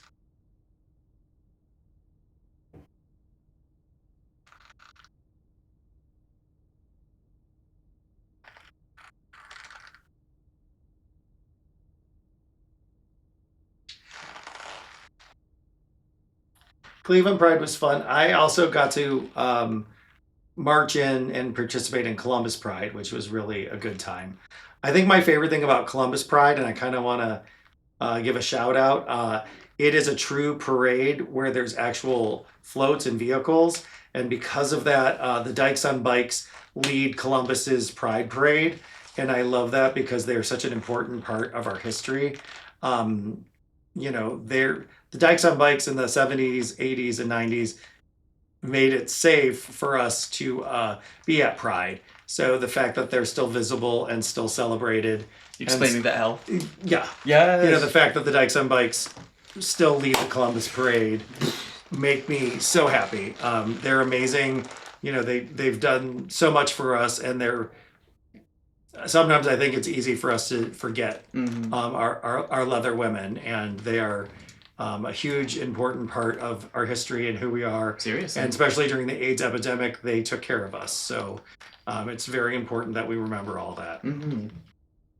All right. What is it? Welcome in. We've had a few raids, so I haven't had a chance. Oh. Haagen-Dazs. Can you get plates or like napkins? Oh, you want me fancy? I can get napkins. This is not going to survive. Popsicle time, I guess. Yeah. Ooh, this looks good. For those of you who are new, welcome in, Raiders. Let me actually do my Twitch stuff because I'm not. There's a lot going on. As you can see, we have a lot of guests. Alex isn't paying attention. I'm trying to be seductive, Alex. You're not noticing. Oh, no, we're muted. He can't hear. I'm gonna take your up. So here's a Discord link. Thank you all so much for hanging out. Feel free to ask questions. Puppy. Oh, thank you. All questions are on the table. Brad, yours is We are here to fine. discuss. We are here to chat. And most pins. You can never have too many pins. It's true. No, I think we're sorry. Words. Oh my goodness. You can tell I'm a bit frazzled because there's just so much going on, but welcome. Hope you guys enjoy the stream. If you need to lurk, raid and run, do what you gotta do. Thank you all so much. And we're gonna resume here real soon. So thank you all so much for hanging out with us today. I'm having an amazing time. So this has been wonderful. I feel like I don't have too much to add, but I'm just I'm here to just listen and. It's all good. You're hosting with the mosting. I'm trying. No, because I was literally I was going to organize. I was gonna sit. I was gonna write. I was gonna write questions down to structure this, and then I went and had a super busy week. So, hey Red, what's up? No, I literally I was oh, I'm gonna write down questions. We're gonna structure everything, and then we're doing Ohio stuff. So it's all good. the time we're having a disappeared. good time. But yes, we're a bit of a mess, but that's fine. We're a hot mess. Okay. Valid. Okay. Hello. Ooh. Hello. Y'all are all big messes, you realize. For what? You can hear us again. Yes. It was okay. We were watching. We didn't need to necessarily hear you there for any reason. Yes. I mean, if you have the stream open, you can. Welcome I saw you were talking to the everybody. stream. Welcome everybody. Lefty structure in my stream? No. In Sir Lefty trademark land, things are chaos all the time, but we make it work. So here we are. Oh my goodness, I was telling them, I'm I wanted to write down questions and make this more of a structured thing, and then I'm you know what? All the time disappeared, and it's already Wednesday, and we're here, so we're just gonna go with it. Oh, do we have questions? And we do have questions. Yeah. Yes. If Fenris, if you could post the link actually for the AMA, we have a link. You guys can ask anonymous questions. And all the channel redemptions, all the lifts, like I'm gonna be doing that at the end with everyone. So we're all gonna do a mini workout after this. Oh, I love that. Eat some ice cream and then throw your body into chaos. Yes, exactly. Yeah, I want to show off a piece of gear that I love. That I Yes, got. please. Yes. So, prepping for IML, you know, a lot of us gets new outfits, and you become obsessed with each other's stuff. Mhm. Your leather image look, Sergeant Alex, is one that will stay in my mind forever. Yes. As I got to futz with your grandfather's epaulets for your photos. But I was looking for various things, and Twin Cities Leather has this amazing tradition. So my title is produced by a leather shop, which is very different and special. And within that, my patch, every Mr. Twin Cities Leather patch is actually made specifically for them without their Mm. input. So they essentially like get to know you if they don't know you, or they might just be like, hey, just getting a vibe off of things and like maybe just reconnecting. And then at an event, they present you with your title patch. I love Very that. nice. And That's cool. it's a beautiful labor of love. So not only is that vest and that patch really probably the thing I'd grab if there was a fire. And there's so many details that I would never try to hold it up to my computer and be like, look at it. One of the amazing things on it was this hand grabbing a microphone that is like center on it. Ooh. So all of a sudden I was like, oh, is my thing like microphones now? Perhaps, which feels really apt as a performer and everything. So the president of Minnesota Leather Pride happens to be a wonderful flog maker. And I went up to her and I was like, I have this idea for a flogger. And I wonder if you can make it work. And we had chatted. I had gave her some materials for it. And then about a week or so before I left, she was like, I was able to finish it, even though I was moving apartments. And it ended up being something I showed during my second physique round, which is this gorgeous microphone Obsessed. flogger, Oh my. which is so wonderful. Oh my It's like goodness. beautiful and kitsch and kinky. And she even went on the inside and wrote like Mr. TCL 2026. Oh. I Um, love that. she threw like 3 beads of bling on it because she was like, I couldn't help myself with That's it. so And cool.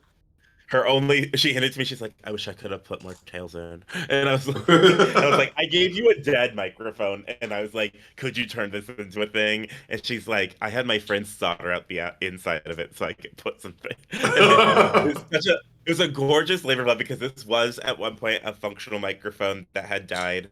I had got it from my theater. I asked our technical director, I was like, there's a microphone that's dead somewhere in this building. He's like, probably. Sure. Yes, please. So it's one of my favorite things to just have, hold. I like it because it's double impact. It's of course this, but like I could also really. I wanted to enjoy make how- noise now. Right. Well, you might get some feedback. Right? You get some feedback using that. That is amazing, though. I guess I can tell. As a technical theater director, I would be traumatized just seeing myself getting hit with a microphone. I'm like, do you know how expensive those are? Which is like a deep like kink and like pain. As someone who also knows, like you wouldn't drop a microphone, you wouldn't hit a microphone, Right. but you might hit with a microphone. Yeah. Fun fact, everyone. I know we always say drop the mic. Never drop the mic. Yeah. But yeah, it's one of my favorite newer pieces because of course I have legacy pieces like my first piece of gear, which is these fingerless gloves that showed up in nearly every one of my looks except my leather image look. Which was a full glove, which I felt was like telling its own story. I had so many narratives and arcs and stories that was like each was a piece. I had custom printed hankies. Nice. I was really doing it. I only made one little custom thing. I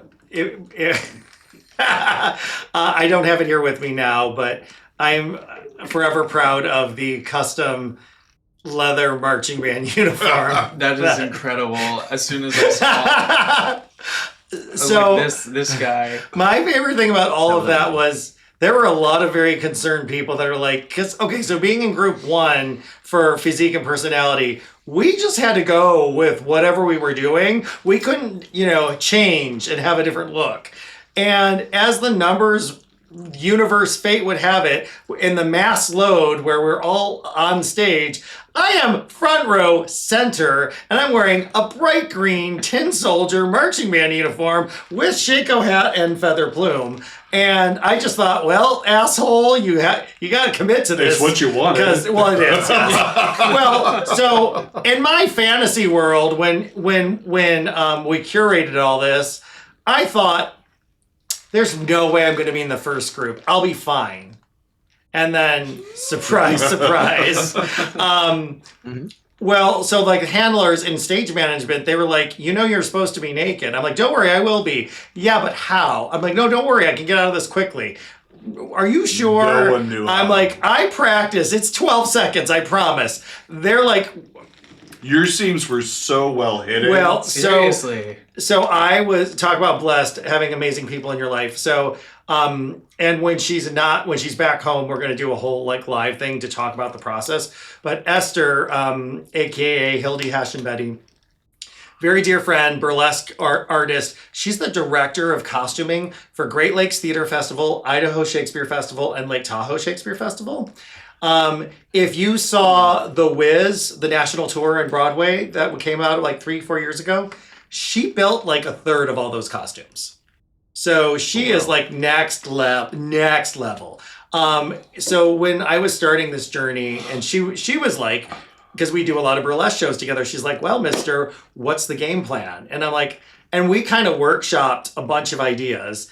And, over a course of a bottle of wine, I said, well, I don't know, maybe like a marching band thing. Let's like go full tilt my dorky self.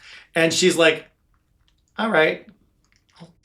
And then I'm like, okay. A week later, she comes up with like these insane drawings. And I'm like, sure. I'm like, and I'm going to strip out of that. She's like, oh yeah, I've already engineered it. So we did, and sidebar, she's available for hire and 10 out of 10 recommend. But she built 2 separate muslin mock-ups to get the fit perfect. So we did one fitting with the muslin mock-up. She made adjustments, made another one, did the final fitting for that, then took that and that was the pattern for both the bibber overalls and the jacket. So when we got time, because she said, I get one shot in leather. It has to be tailored perfectly. And especially for it to do tricks like that. Her schedule is just as insane as mine. It was finished 10 days before leaving for IML. So, Well, I got this on Wednesday evening in Chicago. Oh, And wow. I was like, almost having a heart attack, and I was like, well, this works or it doesn't work. There's Yeah. no other way. so I had 10 days to rehearse the quick change to get it just So right. you apparently had the most lead time out of most I know. people here. Well, but I also mine did the most tricks, other than Honey. I mean, I thought I did great, and the Honey was like, "Hold my beer," and That was incredible. obsessed with the most gorgeous trench. We were down here in the studio Screaming? playing Minecraft with the stream on, and we're like, pause the game, like watching. It was insane. It was amazing. Oh my goodness. I have Well, a fun. I also wanted to bring a topic because at the end, Yes. this contest is international Mr. Leather. So we had at least 12 countries, from different sashes participating, more nationalities. So I wanted to ask you, how did you see the international contestants? Oh my god. Okay, from my experience, like the international They're contestants always so are well so put together. like they're serious, Intense. Like you think that you're showing up to form. You have your one full bluff look. Maybe you have your second, These bitches show up and they're like, oh, no. This is my Tuesday formals. Let's see my Thursday, Friday, Saturday, Sunday, Monday formals. Like, Oh, and the amount then of stuff they have don't to fly forget in. the special shit I showed up. And you think my tennis shoes, because I have a tennis shoe kink, you think that those are cute? You will not see the same pair of shoes the entire weekend. Mm-hmm. Like, It's incredible. like I have I have no idea. Yes. Yeah. But like, let me tell you, if anybody thinks that leather here is serious, you need to see the leather over there because Oh, they yeah. take it to like So yes. times 10. So one of my, I got to travel a lot this year. Part of waiting until 50, you can afford to do this. There's some truth to it. So in September, my husband and I, Berlin is our favorite city. Not just because it's kinky as hell, but so I've been with my husband it'll be 21 years this fall. We met the old-fashioned way, doing musical theater. So we met doing the musical Cabaret, which takes place, Berlin, Weimar Republic. So it's always had a magic for us, and because he's an organic chemist, we've traveled a lot for his work. And so this September was our 20th anniversary, and it was also conveniently when Folsom EU was happening. So happened. I know. So for our 20th anniversary, we celebrated it the way you should in Berlin for Folsom EU, and getting to see. And I've been to Folsom San Fran. I've been to a lot of MAL and Claw and Austin King. Been to a lot of things, but we could learn a lot from our European siblings For sure. because, woof, that was a good time. Yes. And and I think to Sergeant Alex's prompting, one of the great things about leather is, culturally we have a lot in common, but we also celebrate it in so many different ways, and we can learn from each other. And being in Berlin and seeing how the Germans and seeing, how just various European countries interpret their own leather style and their own kinks and their own fetishes was just so awesome. And so I learned so much, and I just thought I was going to go and have a good time. I mean, don't get me wrong, I did, but I think, it's easy for us to be critics, right? I mean, I think the producers, IMLBB, talk about a juggernaut, to pull that off, nothing but mad respect. I do think we could do better by our international siblings. One of the things I think we need, maybe we all Americans need to encourage, they filmed it now. There's a live stream. Next year's international contestants should get to watch that a month before. Just understanding the mechanics and the choreography of being on stage. They're they're hearing it in a second language. I mean, us Americans are like, wait, what did you say? What are we doing? Imagine our poor siblings that don't speak English as a first language trying to know what the hell's going on. If they could visually see it. And honestly, some of them don't speak English at all. Right. They attempt to have I mean, interpreters. from Latin America this time, we had Hyber from Colombia. Yeah. He was having a translator, and I think that Mr. Italy, he also didn't speak English, so you have a translator, but that is not enough. I mean, there's so much going on in the contest. You are in a big room, etc. So definitely there's a lot of challenges. I think that it's beautiful that we have representation from Australia, Germany, Spain, Ireland, Latin America. Brazil, but at the end, it's more work, guys. And let's be honest, it's not your culture, not your first language. Right. You're not only representing leather, you're representing, your country or your local community. So I think that sometimes, the contest or the other participants just give for granted that it's oh, yeah, we're going through the same. And it's not the same. It's not the same. Even for me, that I already live here a year and a half, it's different. So the amount of work, it takes a lot. So I love that you're saying that we can do more for the international contestants, because that is definitely a depth that we have. So for my year is something that I want to help doing. I mean, I joke about Ohio being a flyover state, and we have there's some deficits and things that are harder for us. But I tell you, getting in the car and driving 5 hours to Chicago is freaking fabulous, because like we each look, like Jacob and I in the back of the SUV, we had like 3 suitcases, like our snacks. I had my coffee maker. We had each day in a different garment bag, just sitting on top perfectly, because we could, so talk about being lucky to be able to just drive, right? I mean, I am acknowledging that was like a home field advantage. So we think about our international friends. One, how the hell are they getting all this shit here? I mean, my God, the extra luggage fees alone are got to be terrifying. Plus there's the jet lag. Well, the jet lag and the language difference. barrier, and so let's try to level the playing field. Let them at least. I feel like there needs to be like an international like concierge or like coordinator to help of some sort. Prepare our international brothers for what to expect and to be able to help facilitate it year over year. Yeah. Because I don't think that that's something they currently have. I'm not sure. I feel like if I'm being honest, just across the board, like IML, like you understand IML through the people you can contact with who understand IML. Like there were still like plenty of American contestants who also were just like, I don't know what's going on. Yeah. Absolutely. And being organized goes such a long way.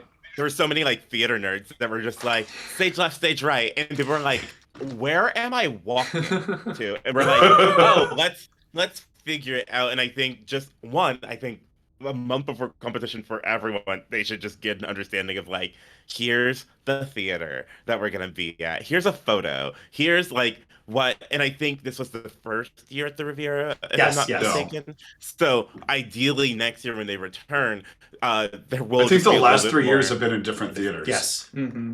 Yeah. So there's been a I confusion. feel like last year was at the Riviera. Yeah. Last year was at the Riviera. Okay. Was it? So okay. Last year was at the But Riviera. yeah, they've gone through quite a few theaters. Because we were over at the convention center in 22. Which I mean, it's the second largest theater in the world, which is or in the U.S. After some place in New York. But that only meant that we actually had space for all of our contestants. Oh yeah. Can we talk about the trauma bond of trying to get ready in that tiny little shipping container? I at one point I said, "Fuck it, I'm an exhibitionist." I went out to the sidewalk and changed. I'm like, I don't care. Arrest me. I cannot. I love you all, but I need to not be in that tiny room with 25 of us. You know what? The funniest thing is the IMBB contestants. There was 4 of them, and they were just in the like entryway of like the back alley theater. Like, so we had shipping containers, and they were like, "Could you get ready over like in that corner? Here's that corner. Go over there." Yeah, but they probably had more room. Like, I was like, I need space. I joined them for Smart. for the stage president, and I was like, who can help like get lotion on my back? And I saw very horny hands go up. And I was like, oh, don't everyone fight at once, please. Like, please, no. Also, when we got there was 3 shipping containers. Yes. So there was one less room. Came just in time, and we couldn't believe what we were. Wow. It was. Imagine like all the luggage and people like stressed out. Like, Well, and let's face it, even for finals when there were just 20 of us, it was still cozy. Yeah. So for the finals, I got like this beautiful chain jog strap, and I tried like 10 times before the contest, because I just wanted to get used to it. Guys, I had like a lapsus mentis, and I forgot how to put the damn jog strap, right? So I was just there, naked, trying to figure it out. And one of the handlers looked at me, and he's like, "I got you." And I started to sweat, because I was like, oh my God, they're going to call me and I am not ready. And I just didn't know what to do. It's like you're having the worst nightmare. Like, I have to go out naked now. So I would say that you have so many volunteers and people helping you to shine. That was beautiful. To me, that experience was amazing. And the level of professionalism of everyone was like out of this world. I know, I'm disappointed. I wanted to be sexually harassed by half of the handlers. They're actually like I have stories. The handlers are so for people that don't know, there's a full team Army. of handlers Yeah. to make sure that we're in bed on time, we're up on time, we're where we need to breathing. be, that Drinking you water. don't have tags out, that your underwear is on the right direction. All of these things to make sure that the production and we're able to do our best when we get on stage. But one of the rules is the handlers cannot be involved in any way, shape, or form with the contestants at any point during the contest. Yeah. So there's no 10 o'clock hanky at night. pank, there's Yeah. no kissing on the side, there's no flirty. None of that is allowed. And if a handler is caught doing that during a contest, not only does the contestant get in trouble, but the handler will be released from duty. And I can tell you, these handlers take that very seriously. If anybody's been to here's my story for that. If anybody's been to the contest or the Congress, there are certain stairwells that lead into random places that aren't open to the general public. And things tend to happen in these areas. So it was late at night. I happened to stumble on some activities. I happened to join the activities. And as I look up, the other side of the boy that I'm enjoying is a handler. We lock eyes. He immediately we realize who it is. He looks at me, goes, oh, pulls out and walks away. Like, they take it very seriously. Well, but that's also a testament. I will say some of the most, like, as a theater nerd, and I know like Denzel, fellow theater nerd, can that stage crew fire, like, so professional, so like the amount of care and compassion and love that they all have, it just radiates, and it makes it a safe space to be like an emotional mess and try to remember your speech and put your underwear on the correct way and like. I'm really It's like excited. they got you. I remember before going on stage for the physics part. I mean, it's you and the stage. That's it. And I remember, I don't remember her name. The Aussie girl, the Australian. Yes. Oh my God. Why am I blanking on her name? Well, I think know about what the you're talking name and Pixie. Yeah, I was like, are you talking about Pixie? Amazing. Yeah. So I was there, and she's just like, "Hey, I want you to have fun. Just be you. Eat that stage." And I was like, "Oh my God, this is so encouraging!" Like, and you're Yes. just about to leave, no? So it's like another good memory. I Yeah. felt that they just got me. It's like, oh yes, we're here to support you. And in those moments, that is really, really super important. So that was amazing. I Oh my God, remember. Pixie is so funny. Yes. I was out Saturday night enjoying the sights of the hotel because there's so many wonderful things to see and nothing else. And I was, to my credit, walking back to my room. I run to Pixie, and Pixie looks at me and just holds up a T-shirt that just says like, "Pixie says go to fuck to sleep." And I'm like, "I am, I swear." And she's like, "Okay." And like, even when you don't expect them to be handling, they're handling. Oh yeah. Oh yeah. My favorite Pixie They memory. will round you up at Yes. 12:30. So, no, Pixie was rounding up at 11. But I picked like right before like you're in queue to do your speech for the finals, and being in group one, like we were like shot out of the cannon, do your speech first. Although in retrospect, I'm glad, like, get it over with. But I just remember standing like in the wings. She puts her hands on my shoulders, the biggest smile ever, and she's like, "And breathe in, and breathe out." And like we did breath like 4 or 5 times. Then she's like, "You're going to be amazing. I'm so proud of you." And she's like, "Now get your ass up there." And like, Okay, now go. But God, you need that moment because you're just like I honestly, I know I said words. I know the crowd reacted. There was applause at the end, and my mind left my body. During like the speech, I saw the green light, yellow light, red light, and the time, and I know I stayed in time, and that's all I could tell you about that moment of my life. I remember stepping away from the microphone, taking a bow, and then like going, I'm a theater person. I know I need to go, and out of the corner of my eye, I see a beautiful, gorgeous stagehand doing like the, like Come here. like, oh, stage left. Yes, yes, go stage left. Okay, I did this. Oh my god, what a moment that was. Because I And think yeah. I was all the way outside. Like I was so locked in. I like went, did that speech, saw that I had time left to at least say thank you to the audience. And I was so in the zone, and it was like I was outside and I was like, huh? And then my instinct was like to turn back because like I was like, I want to hear everyone else's speech. And I was like, but I can't. You can't. But it's okay because there's a stream. Thankfully that I will, but also I Yes. guess I need to start changing into various straps of things and Yes. Well, I remember walking off the stage, and Austin was standing because he was right before me, and he was standing there, and we all were emotional, right? And like he just gave me the biggest hug, and then he just so beautifully said, he's like, I know your brother is so proud of you right now, and then I mean, right, like I'm just like, and then like moment of crying, and then I'm like. All I could think of was, oh, thank God, we just have to be slutty now. Like, we don't have to think, just go get into a jock strap. because I believe you were also first half sergeant. Yes. Yeah, so we were lucky because we got to do speech and then second physique. Yes. Oh, yes, that was The amazing. other half did second physique and then speech. Oh. So they had speech They in had to their change head a little bit like more. one extra, right? But I was like, we all were like, thank God. Where's that jock strap? So, talking to Jacob, because he was in the other group, he was just like, we got backstage and we freaked out, but then we went, wait, we don't have to think about anything. We just have to get into our jock straps. We have all this time to then remember our speech and figure it out. So, I mean, Okay. And as contestant number 4, I was like, must be nice.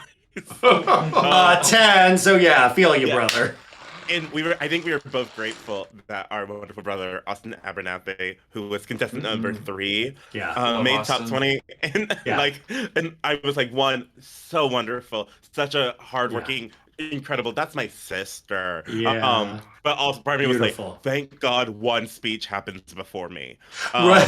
Yeah. I was like, dear God, at least Yes. one thing happens. Yes. So I can just be on there and like collect myself a little bit more and know that the microphone is working. Jacob just popped in and said, I'm glad I didn't have to speech first. I forgot how to do words. Yep.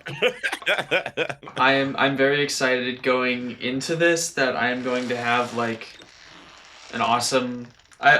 They joke with me that I'm like team captain because I'm like let's go, like good job everyone, like if we're doing like stuff around the house. Oh yeah. Like the coach. When we like, finish the coach something, comes he's out. like, great job, team. Good job. I'm not that hammy about it, but I don't know.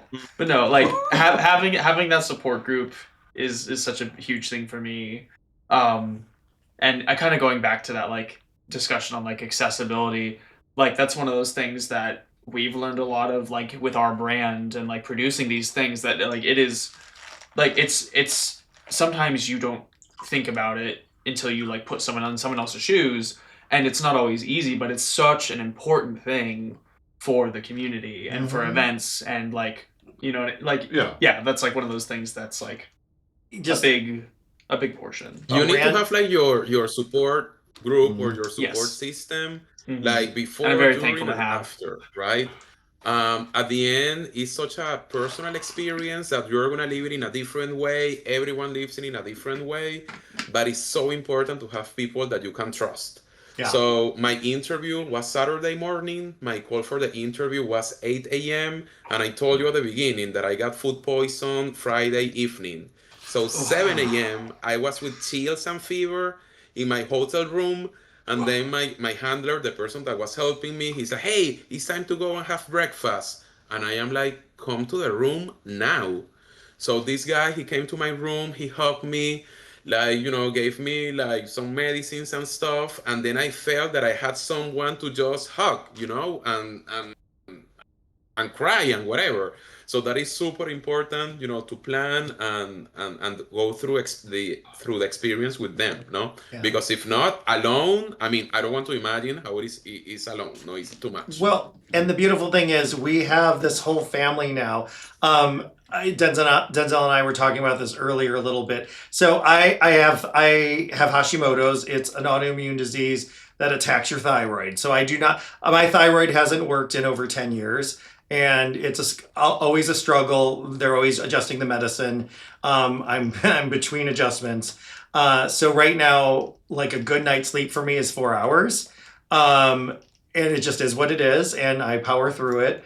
But Liam, one of our siblings who's in Australia, because of the time difference, we get to chat and get, like, I mean, little silver linings. Like, we'll be chatting, and he's like, you're not supposed to be awake. I'm like, I know. Let's do a video call. And, but, sometimes when I'm going through that, it is stressful, and I'm fatigued and exhausted, and you get a little emotional when you don't get normal sleep. So just like having that friend. I mean, I'm not going to bug the rest of you at 4 a.m., but like it's not 4 a.m. for Liam, so it's perfect. Oh my god, yeah. I was like one of those people that like I didn't quite know what I would do with a handler. Because I was like, I don't like people touching my stuff. I was like, I lay out things. I know where it is. Like, if you move something, I'm burning. My whole running bit was like, if something was moved 1 inch in my room, I was burning down the whole hotel. Like, I was like, I don't have time to like lose anything. I misplaced my own tie clip, and I was like ready to like truly cause rampage. A tie clip that had like little theater masks on it. That when I watched the stream, I went, "There's no way in hell the judges saw that." But it doesn't matter. It made you feel put together and finished, and that's what that's what matters about these things. It felt good, but just looking back and thinking about it, I was like, see, how silly. And Jacob and I are both like, how do we get ready without a handler? I need a handler. Like, putting on formals now, I'm like, where are my people? It was so nice. Yes, Alex? Guys, sorry to ruin the party, but I need to leave. I just realized that there were 2 earthquakes in Venezuela, so I need to check on my family. Okay? Absolutely. So it was a pleasure. Thank you so much for coming. Sending Take love. care. Oh, Oh my gosh, Right? that has to be That's crazy. terrifying. To be quite honest, like Right. I hope his family's okay. Mm-hmm. One of the things I will say is that you're talking about community that obviously you 3 and 4 have as brothers now. One of the things that we can remember and take back, this is something that I really took back with me after my year, is to help bring that community and that feeling that you have as a brotherhood when you're in that with a Florentine room and you're given your medallion, and you all know what that felt like, right? Is to take that feeling and bring it back to your own communities, because that is the core of what and why we do all of this. They were just IML and Chuck Renslow were able to really catch that lightning in a bottle of what it is to be a Leatherman and to have people by your side and no matter what. And so we have to remember that. That's one of the things I brought back. Brad's been part of that. Rusty's been a part of that, is to make that brotherhood go throughout our full community. Mm-hmm.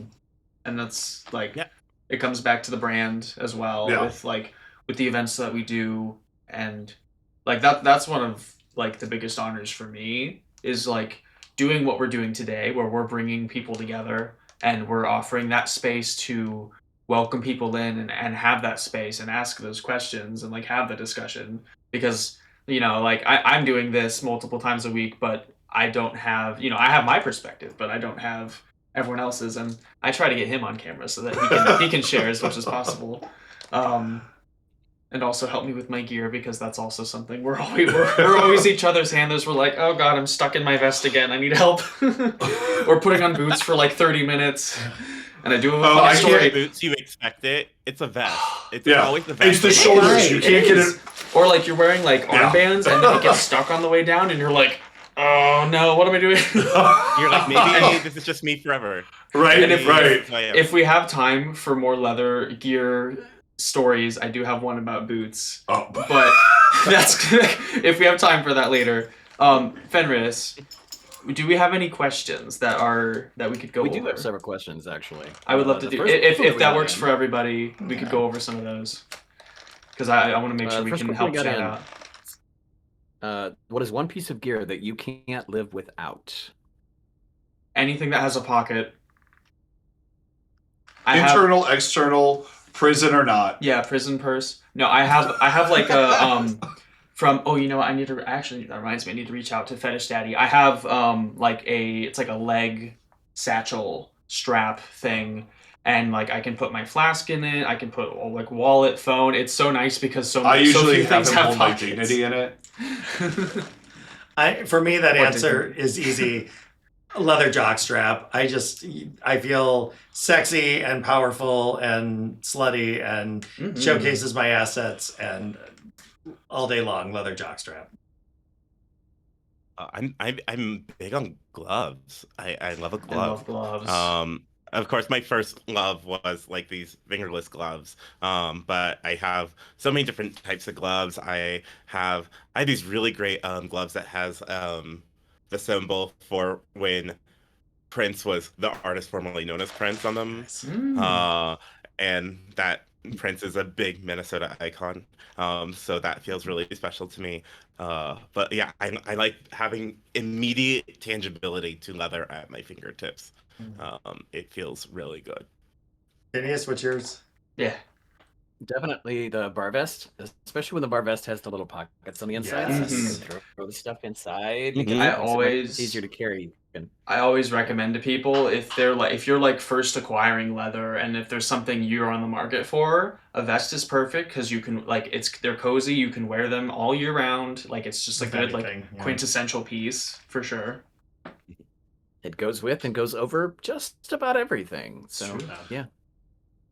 Oh, geez, my honestly, like the one piece of gear that's gone with me the longest has been my boots. I've outgrown pretty much most of my Belt. like I And I have grown into. he is so blessed. I am. Because he literally gets as I grow out of things, he gets my hand-me-downs, and usually he just has to like go to the gym 3 times so they fit. But I was actually very lucky when I won my first title as Mr. Akron Leather 2017, Jesus. There was a bar owner around here that owned a bar called Adam Street. At the time, it was the longest running leather bar in the state. It was older than the Stallion. I don't think I knew that. And Don Brown and his partner, sorry, I'm getting teary, are very good friends. Mm-hmm. And I invited them out to dinner for my birthday, which was in February. And I had won my title. I had won in, I think, October, November. It was November for Akron. November for Akron. And after dinner, they're like, "Hey, your birthday present is in the trunk of your car." I'm like, "Okay, cool." Like we were heading to another place to have drinks. I happened to look real quick. It's a duffel bag. My dumb ass. I'm like, "Oh, great! It's a bunch of porn." Because what else would be in a duffel bag? And then So I get home and I take out this duffel bag and it weighs a metric fucking ton. It's like I have to drag this thing in. I open it up and it's literally all of their leather. They were getting older and were they knew that the bar's days were limited and that they were not active in the leather community anymore. They had different priorities, and they told me basically, we know not all of this will fit you. but we know you'll find the right places for it. Mm-hmm.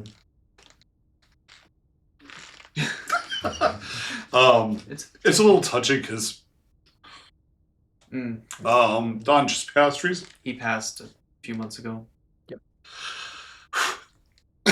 Sorry. It's okay. It's okay. Sorry, not at all. But yeah, so out of that, my favorite piece is there's a pair of leather chaps that are all one piece, no seam around the knee. Mm-hmm. You actually wore for Akron leather when Yep. you won. My thighs are way too big for them anymore, They're so beautiful. I can't wear them, but because I get thigh top. But There's worse problems. right. Yeah, that's really But those are like I'm never getting rid of those. Yeah. Mm-hmm. So that's my favorite piece of leather. Mm-hmm. And this is And- what and the that's- gifted leather is all about. Yeah. This is Right. what Yeah. the community is all about. That is That that's right there, that's that a huge emotion part right there. of the community. Do we have other questions? Yes. I'm sure we do. I think we've gone Whew. Segue. I really want to join the leather community, but I'm sort of an introvert and not able to afford leather at the moment. Do you have advice on where to start? You got it. So show up. Right. And you will find we are not, we are excited to have newcomers. Put on a pair of blue jeans that you feel sexy in and a black t-shirt Mm-hmm. and show up. And I guarantee someone is gonna come up to you and start a conversation. And we all started somewhere. We all started with nothing, and over time our collection grows, through various ways. As we've already talked about, the culture of giving and Mm-hmm. inheriting and passing down. Leather's for everyone, and leather's in your heart. It's not necessarily what you wear. So Right. I say show up and Yeah. and Don't take be- don't take be- that step. It's scary, but It is. you're gonna meet a lot of amazing humans. As a major introvert, like I was terrified when I first went out to the bars, and doing what you're doing now, asking questions, putting yourself out there, and we want the community to grow. Yeah. We want to welcome people in. I promise, even if we might be intimidating, we are the most soft and welcoming people you'll ever meet. And it's really Unless we're in a scene, but that's different. right. Scenes are one thing. But no, I'm seeing in chat, there are secondhand markets. Passing leather on from person to person is also What huge. is it? Second Skin is Second a great Skin. resource. Yeah, I see. And that in chat. honestly, don't shit on Amazon. Don't shit on Right. the $5 it's harness. a great way to that's- try figuring out what you might like. Because I recommend that for pup hunts. Whatever makes you feel sexy, if you run into somebody that's going to gatekeep you because of what you got, where your leather from, if it's real leather, they're not really part of the community. I don't care what they say. And that leads me to say, I think owning leather is the almost one of the lesser important parts of it. Absolutely, Yes, yeah. absolutely. It's about the community, and I think what can often be intimidating is that when a lot of people speak about leather, it's a lot of people who've been in it for a while. Mhm. This is a room full of people who have titles, who went out very publicly, competed, and won that title, so it can feel really big and body. I started my connection to the leather community. There was a shop. So, like I said, my shop is called Twin Cities Leather. And back when I first came on the scene, they ran a place called Twin Cities Leather and Latte. And it was a half leather shop, half coffee store. Oh, Yes, that's please. amazing. I'm there. I'm so there. in. Let's go. And it was, I grew up in Seattle, Washington. I fell in love with queer spaces at a young age because I was born in '93. Gotcha. and Seattle's like very what did you say hyper liberal. And so like I had those like queer spaces are where I felt particularly safe. Yeah, I went for you. Yeah, but you got two of us with one shot. You know? I'm saying nothing. I'm saying nothing. I love it. I'm gonna drink my My water. partner's 9 years older than me, so I appreciate history. Anywho, Oh! and we Chat, don't clip that. and we love that for all of us. So great. yeah, I mean, again, I will say am nothing. Just shy away. I had a lovely moment of connection with our friend here Wednesday night when we got in. Anywho, before we got exhausted. Yeah. Yes. Anywho, when I finally graduated from college and moved up to Twin Cities, I was looking for just like a queer space to feel comfortable. And I had a gay friend who brought me there, and I was like, oh, I can walk here. So I was no sort of like the quiet guy in the corner, stressing out over emails, because I was trying to figure out how to make money as like a 23-year-old. And then I didn't own my first like like outside my gloves, my first big piece of leather until that they were tired of running a coffee shop, and and we were having issues with the landlord, and they were like, it's not worth it. We can go to our like basements. We can keep doing what we want to do.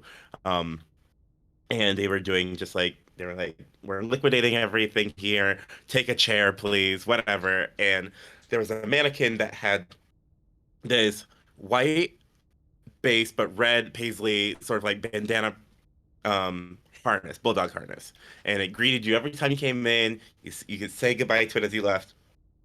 And I was like, if you're selling everything, are you selling that harness? I know that harness isn't necessarily for me. But I was like, I have a connection to seeing that harness so many times. And they were like, no one's asked about it, but like, why the hell not? So they fitted it to me. They added the snaps and everything, and that became like my first like big piece of that's leather. awesome. I love that. And yes, and it's one of the things I initiate people for my leather group and everything, and I bring that with me, and I tell like my story throughout Aw. leather, especially because mainly the person who ran that shop, Carrie Jo Plowman, is like a mentor, is my friend, and we had the wonderful past 7 months is my producer. So I. I owe so much of my leather community sense to him. And when I came back and we did like my welcome home, he gave his speech and teared me up, so I had to go back and do the same thing to him. Because he's a very like strong, stoic person. He's a great laugh. He's dad puns, and then he started crying talking about this process, and I almost fucking lost it because I was like, "This is like you're my rock. You shouldn't be crying." And it was like, "Fuck you, dude." And I don't know where it's go. Oh, that's when I got it. But I was already so like connected to a leather scene that I didn't even really know at the time. And it wasn't a harness I was really wearing often. Didn't matter. And then all of a sudden, my closet bloomed because I figured out adult money for myself. And then I was like, okay, charge it to the card.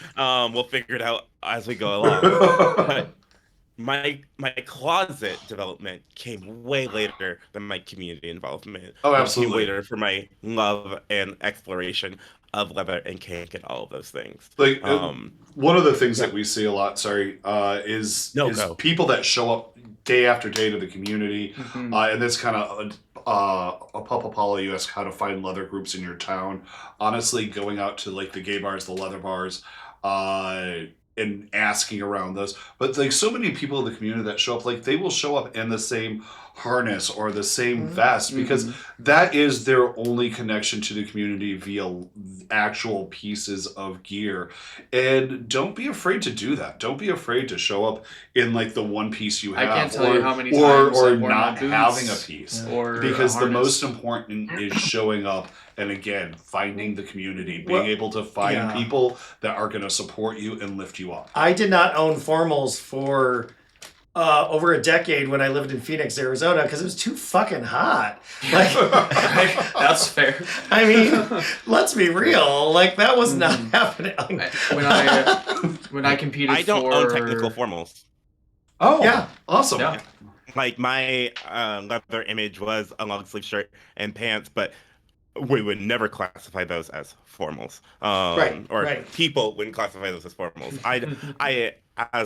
I have a very interesting connection. I was like me and military police. Like I don't gravitate towards formals in my wear because it doesn't feel authentic to myself. There are other people who wear them and it feels authentic to them.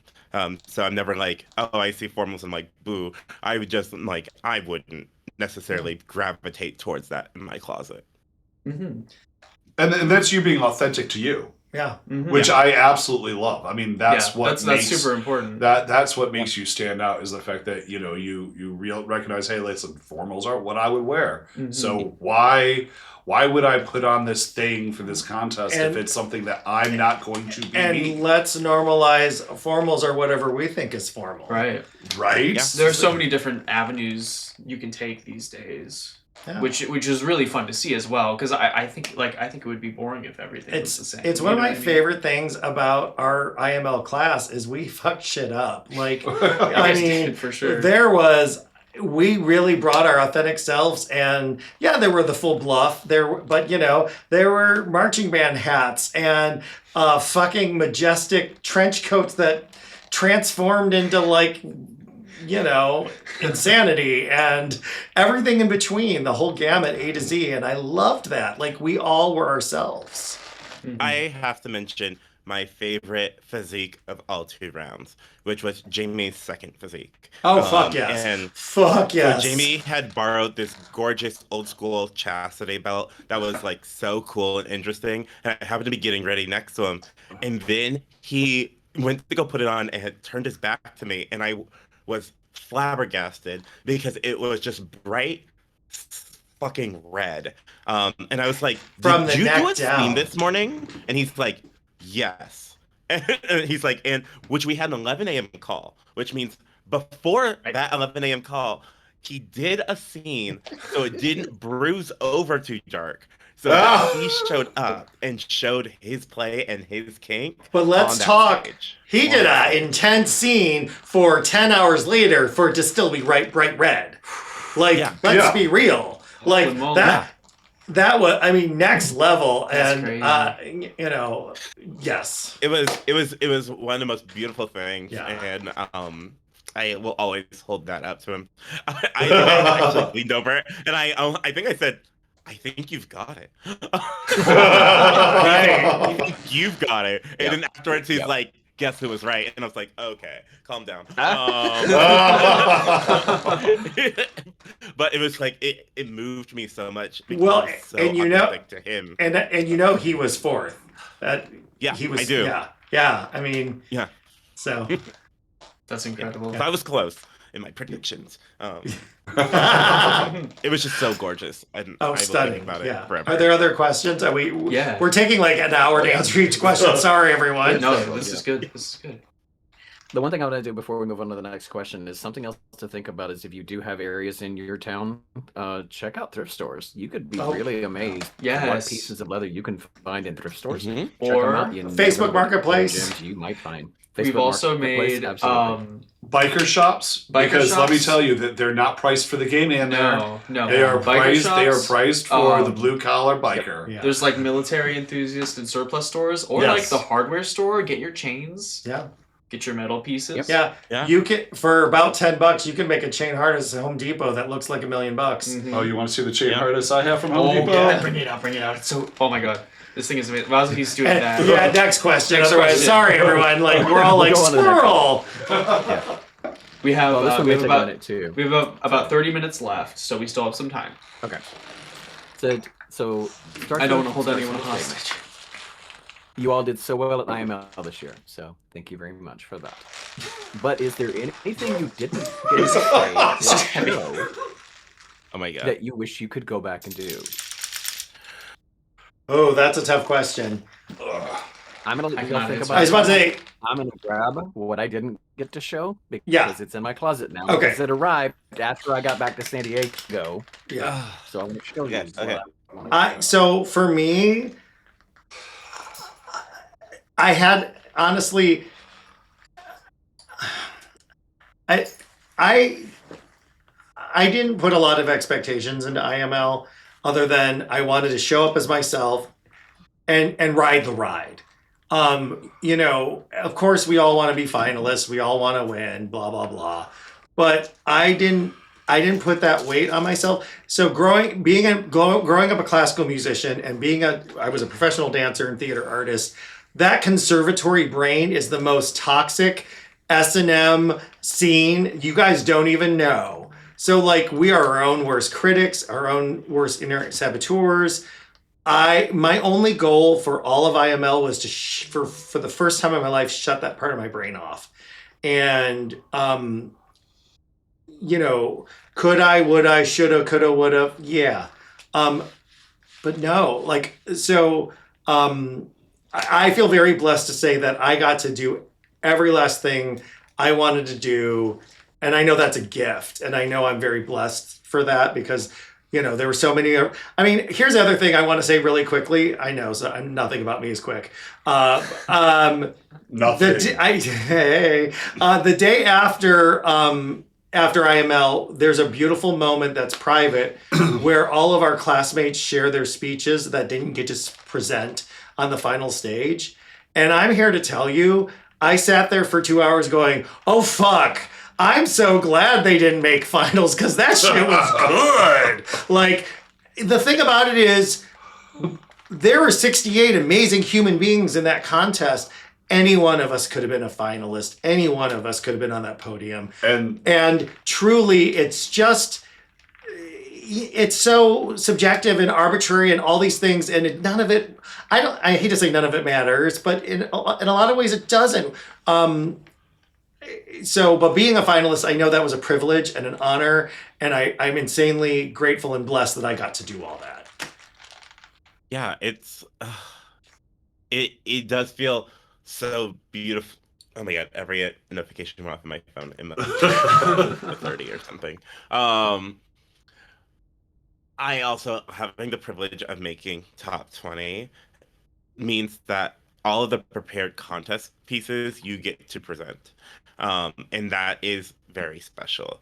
And like factually, Twin Cities hasn't made top 20 in a hot moment. So I first went out there being like, I'm just gonna like do my best. And I kept telling everyone, make it a bloodbath because I come from a theater place and it's always you don't just necessarily want the role, you want to earn that role. You want the best people to be in that room and they choose you because you know that means that like you were correct for it. When you're on the other side of the table, you understand that like it's all kind of confusing, which also helped me understand that I was like, we had 9 judges. These are 9 people making a choice about, one representative. Any other 9 group of people could make a different choice entirely based off of what was presented. And so I felt privileged that. I just felt privileged that that was my case, so I got to really share that and like. I already felt like a winner after Friday night, which was after Physique and Stage Presence, by the sheer fact that like I had such amazing response to what I had showed that night. One, I knew I had my little tagline. I workshopped that within an inch of its life, and I was like, I know it's gonna kill, because of like it's very based off of like Operation Metro Surge in Minneapolis, really showing how it fights back. It's a little tongue in cheek. I worked that outfit, like I understood every aspect of that, and when I left that stage in that final group, after I was like, I wonder who's gonna pick up all of this asshole's clothes as he's fully stripping on stage. I took my own stuff. One of the best moments, we were all told, you won't have a lot of time. You won't have a lot of time for this. And we ended up having way more time than any of us thought. So you were like, I can take this all off in 11 seconds. And you did. And there was still time for you. And you turned. That time is you an were doing the eternity. march, and you just whispered, committing to the bit. Me holding the heaviest pair of chaps over my shoulder, watching my arm go to sleep. I almost just like collapsed in laughter. But I'm like, I'm on stage, but also like. Because but I'm not in that moment, you all looked at me like, well, asshole, now what? I'm like, I don't know. I'm just going to keep our Going back to the hotel that Friday night, so many people were like, wow. Oh my God. And I was like, oh my God, you remembered me. Amazing. And, you know, I even, frankly, I'll be bad and bold about it. I had people who made top 20 in previous years being like, get some sleep. We're gonna see you up there. And I was like, but the theater part of me is like, you never know anything. I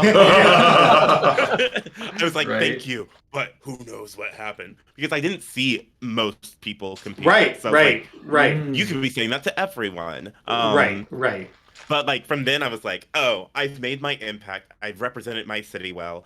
I've represented myself well. Everything else was just like candy. And it became even more candy. And then like by the time we finished top 20 stuff, I just remember being like, I can't wait to see who makes podium. I truly being like, I'm gonna stand there, I'm gonna clap. I am so thrilled. And when they were like second runner-up for IML, contestant number 4, 20 later, I think I was like, yeah, wait, did they say me? And actually, I was thinking because Master Tobias was the one who had the medal for that, and Master Tobias is for me, such an inspiration.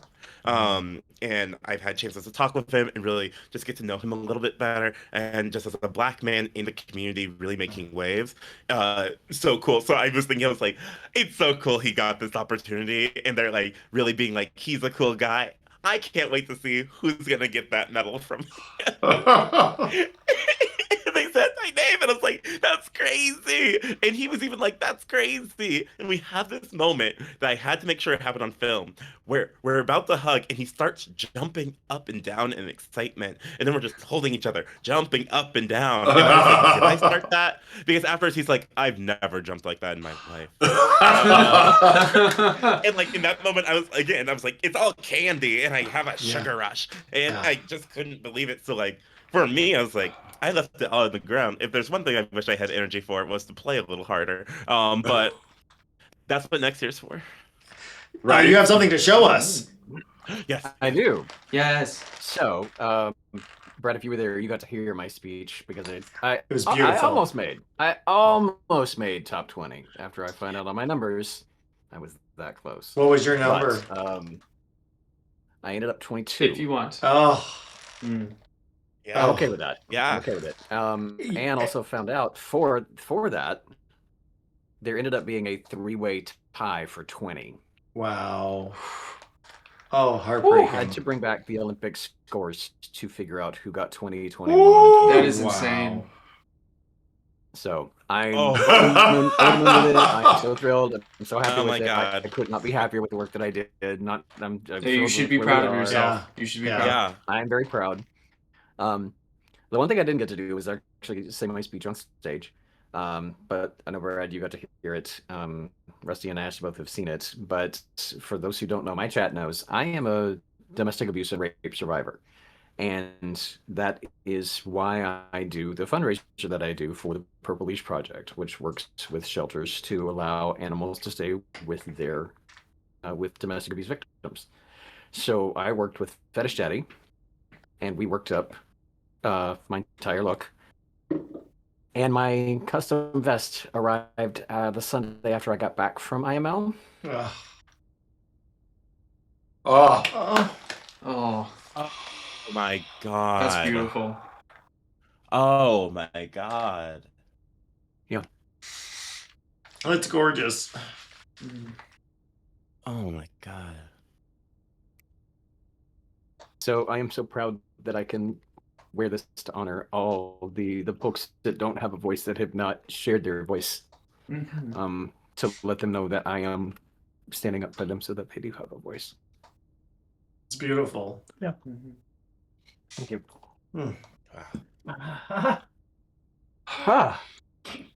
There's my crying moment. Well, and you brought up something so important and so wild. Like, some of us have shown each other our final scorecards, and it is mind blowing, especially in like whether it's preliminaries or finals, how close our scores are from each other. Like, I think like our final scores, Denzel and myself, are like 25 points apart. I was ninth place and he was third. So like that's just mind blowing to think just how, talk about like photo finish for every place. So in a way, it really doesn't matter. We all were so amazing. Well, yeah. And at the end of the day, one of the things that with the Brotherhood, and I think everybody realizes is, and you realize this, Denzel, is when you're up there and you're giving your dissertation, right? Like we've already done all the work for what we've done. And it really doesn't, you're not competing with the guy next to you. No. Nobody's competing with anybody. It's just they're looking for somebody has to be up there. Somebody has to carry it on to the next year. And they're just looking for the representative that's going to fit best for the next year. So at the end of the day, getting the medallion, joining the Brotherhood, that's the winning. That's the moment that we are part of something so much bigger and feel that community. And I think that's the biggest takeaway from all of this. Yeah, I wear this medallion way more than I do my bronze. My bronze is for like events. But this is the one I don't, if I travel somewhere, it comes with me. And I have to be in the same state as my medallion. And there's even former IMLs that don't wear their gold. Like Jack Thompson, you will never see Jack with the gold. You'll always see him with the Brotherhood medallion. Yep. Yeah. I also, my bronze looks just like this one. You know what? I'm gonna find it, and you'll see. You should be able to tell that they're different. They should be. They're not. That's amazing. Oh my goodness! Wow. Robbed. As an update, Alex is only waiting to hear from one more family member. But apparently the devastation is absolutely huge. Oh goodness. Oh, you're kidding! Oh my! Oh my god! Okay, that's a jip. It's very funny because I got it, and I remember being like, huh. If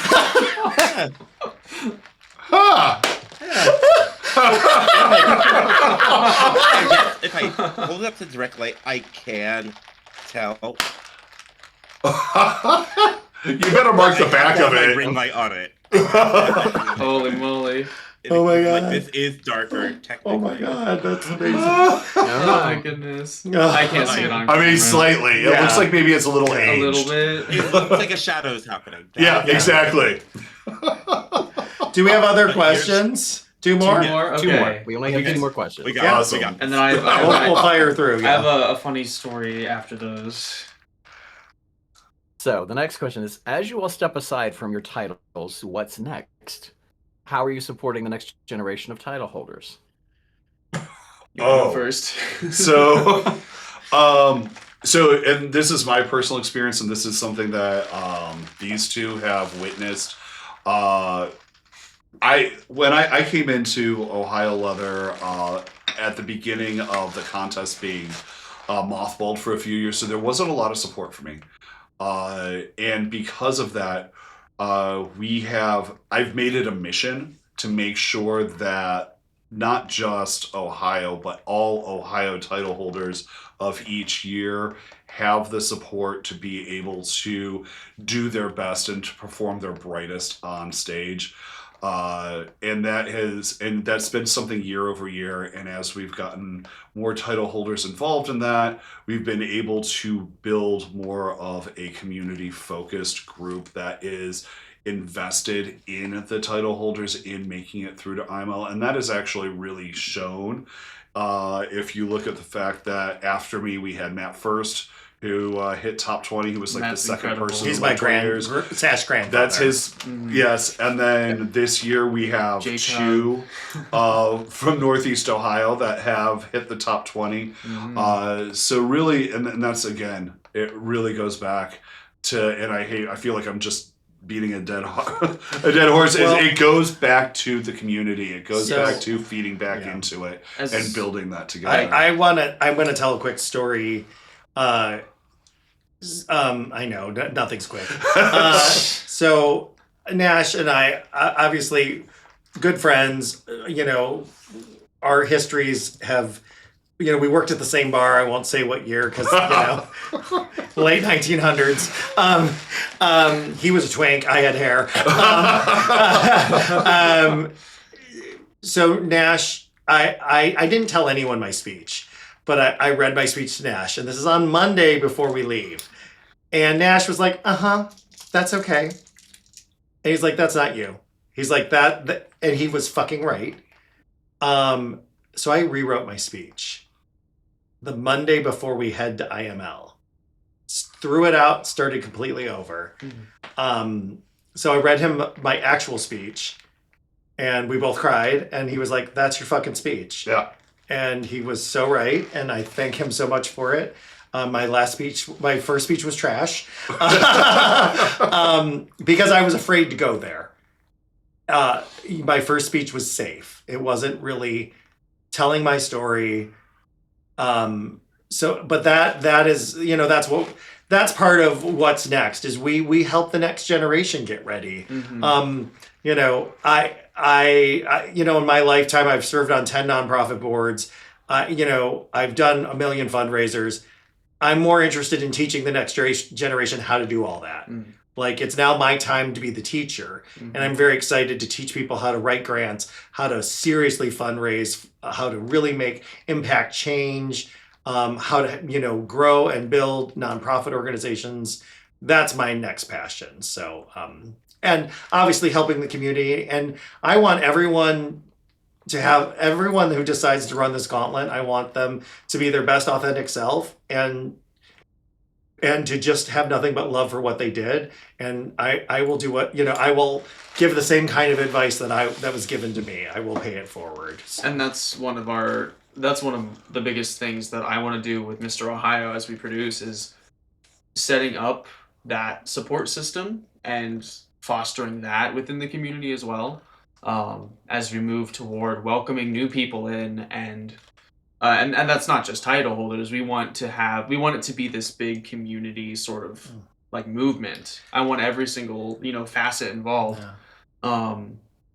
And you know, you don't like nothing like going back to like I said earlier, you know, winning a title it's a chapter of your story, but it's not the beginning nor is it the end. So like, you know, you don't need to have the sash to do the fundraising, to do the charity, to reach out to people, to be a community member. It just comes down to, you know, being human and relating to people and, you know, being there for others. And that's... So what's next? You've heard from the Ohio couch. Yeah. Sorry. Oh well. Again, I still have a title year to finish. Like Details. I always saw that me winning title was always a catalyst. It was just for me to be able to have a little bit more oomph in the world, to do the things I wanted to do. So it was very helpful when I reached out to orgs to be like, I'm your local leather title holder. Let me do this thing. And they were like, oh, yeah, we can introduce you with that. Wouldn't that be cool? And I'm like, cool. I was already hoping to make this sort of, you know, connection anyways. So a lot of just events became a part of my title year events. Like when I helped out with Dining Out for Life, all of a sudden it was a title event. And one of our local leather groups ended up coming to the restaurant that I was working at. And that was really particularly fun. They had a large group. They were there. Moving forward, I have a sneaking suspicion, not anytime soon probably, I think one day I will probably be involved in producing Mr. Twin Cities Leather. I can't keep my hands off of Stay things like away that. as long as you can. And I have plenty of other life things I need to check off Right. before I do that. Including that I want to be a parent one day. That's awesome. Very Thank nice. you. We also have a But, show to write. We also have a show to write. Yes, and we have to go on our world tour. Yes. There's a lot going on, but I have a suspicion eventually one day that, and I know I'll do it with my Sash child. That, one, if I can create a machine out of my Sash child, nothing would bring me pride than like sending someone to IML feeling hyper confident, really good, and to get like excellent reception. Because one, just helping them feel good, and two, again, I was the one that was like, "Hey everyone, we're having so much fun. You better fucking compete. That's what we're here to do." And I get a thrill in that. So I'm your dance mom. I'm like, I'm here, love the community, but also I'm like, try and bring it home. Like, do what you can. And if in my lineage we ever had a Twin Cities title winner who became IML, I think I'd be like, and I helped crack that door open. Because under the current configuration of the title, I was the first one to make podium, which feels really special. And the last time someone, or the only other time someone made podium who was Twin Cities based was in '97. Ooh. Yes. And Kevin Quino won. So it's like Kevin Quino, me. You're like, But the funny thing is, the Twin Cities also has a lot of other wonderful title holders, including our current international leather sir is Brett Sickman, who is based in well, that's awesome. Minnesota. So like Britt is a good friend of mine. Harassed me all throughout International Miss Leather and Boot Black. Because I see you, Rusty, wearing your gorgeous sash. And I have a sash, and I think it's cumbersome. But when you They do tend to title be. things, you wear your title sash, and Yep. I was wearing my title vest a lot, and Britt was like, "Put on your sash, you piece of shit." And I was like, it ruins my lines. And he's like, It "No, is your we don't lines." have a choice." So if there's one thing I'm really happy to do, pass along my sash, is literally pass along my sash. Because Just leave a little stain on it first. Right? What's next? Yes. One more question. California, You know, what's you gotta- next? yeah, Condition it. yeah. But, So for me, Yeah. what's next? My title was the inaugural, so It's we true. have an open door for everything that's going to be next. Mhm. I'm continuing on with the cigar social that I host. Actually, my Sash spouse just came into chat, so Rodney is here. Rodney will be competing for IML next year, so I will be Yes. supporting them. We are continuing on. We have my step aside, not step down. My step aside is at the end of August. Just carrying on and helping to foster everything that's going on in our community here in San Diego, and working with the other groups just to bring back what I found when I first came out in San Diego, and the community helped to save my life.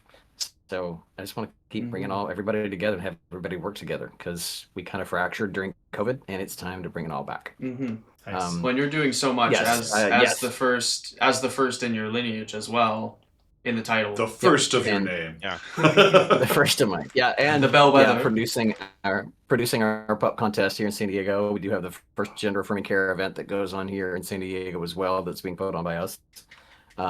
We do great, so it's just continuing to do all of that. Cool. Heck yeah. Do we have one more question? Yeah, I think maybe we can get one more quick We one. do. This is the last one. So it says the app is suggesting I ask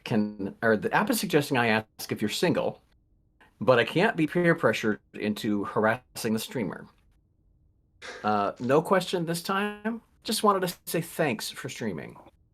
Anxiety makes it hard to interact with folks in real life, Oh. so I appreciate opportunities to interact with kinky folks online.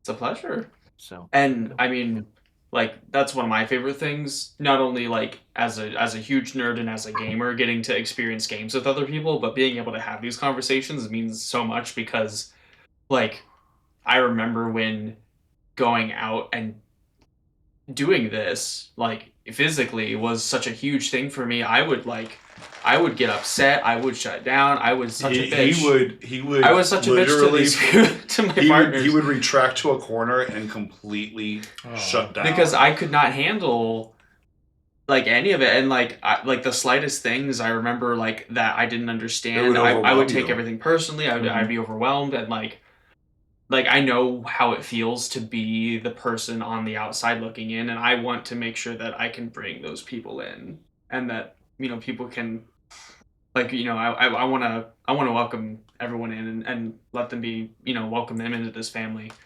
and like just being able to especially for my regular viewers who are here, like it's oh my goodness. It's always an honor just being like that part of your Tuesday or Thursday or Sunday. So thank you for watching. I really appreciate y'all. And I'm excited to keep doing this.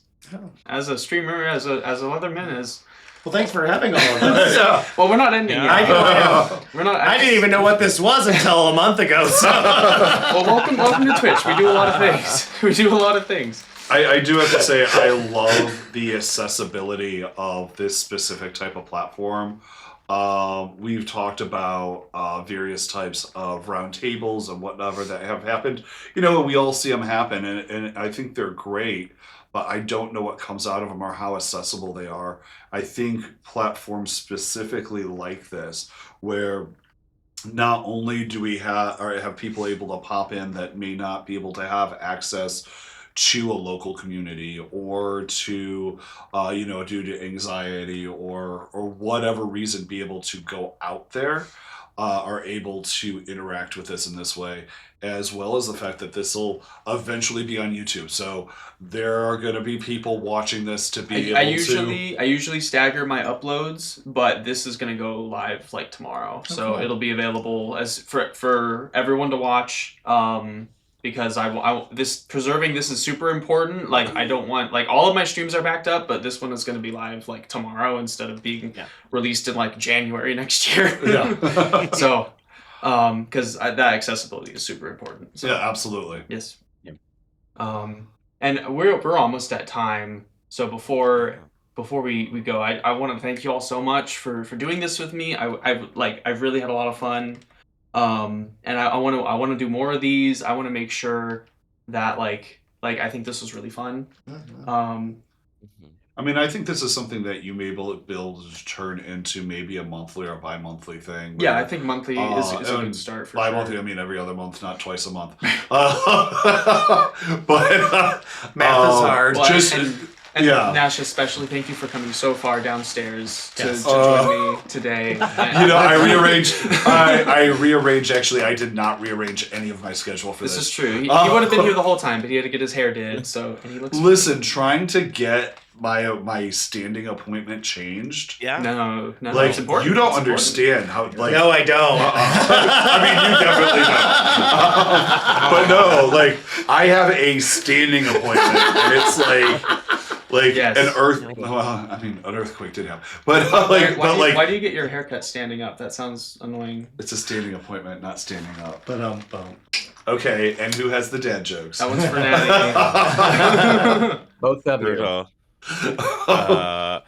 Y'all, this has been so much fun. I also particularly have to say the intersection of like leather kink and like nerd video game stuff really tickles my heart Yes. as someone who watches a lot of Pokemon tournaments as like my like white noise. And I'm Yes. utterly obsessed with like a Wolfie Glick. Utterly obsessed. A Parish Trap. Brad, you can just tune out. you're saying words, they make you happy, which makes me happy. So and that's what's really wonderful, where it's just like we could go down the musical theater rabbit hole.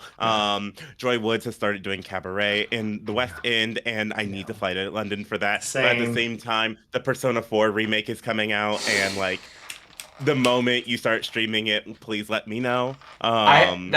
We played through that together. We played through Golden on the Switch. Oh my goodness, that was like a whole winter thing that we did. It was fantastic. Yes, and And I will not 4 start was- talking about Persona my because first. I will go all night. Yeah.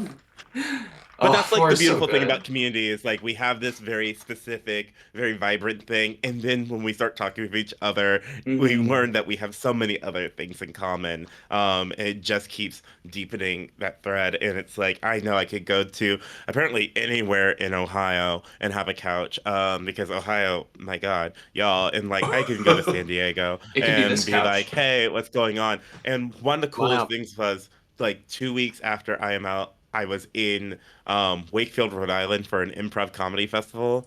And I reached out to Jeff, Mr. Providence Eagle, and Eric the Red, who now lives in Providence. And I was like, hey, I'm here. And Jeff's like, I'm doing a That's the eagle we took my fundraiser, brother and I'm to. walking Oh my Pride. god, yo, okay, I yes. love Yeah. them. Oh my And then- god, those are my brother. But Eric drove down to Wakefield 30 minutes away to pick Oh. me up. Oh, And we ended up going to that fundraiser. Awesome. And it was like a beautiful moment of just like brotherhood and being like, of course, and it helped stave off the event drop as well, Yeah. which was really nice and needed. So it feels like so special just to be. It's the same thing I've done with my comedy friends. It's the same thing I've done with my nerd friends. This is just another wonderful community that, if it works for you, it really works for you. And you develop these really beautiful connections. And stay tuned for probably some sort of late 2027 trial run of a 2-person Leatherman show. That'll be hitting some weird off Broadway show stage one day, and we'll be like, we made it. Most likely I've the already got New half York of our City Eagle. I got half of our North American tour booked. So there you go. There you go. Oh, Yeah. he does. He really, really does. I saw the notes. If there's one thing I learned about Brad, it's never a suggestion. It's going to happen. Yeah. oh, my and- friends have learned that.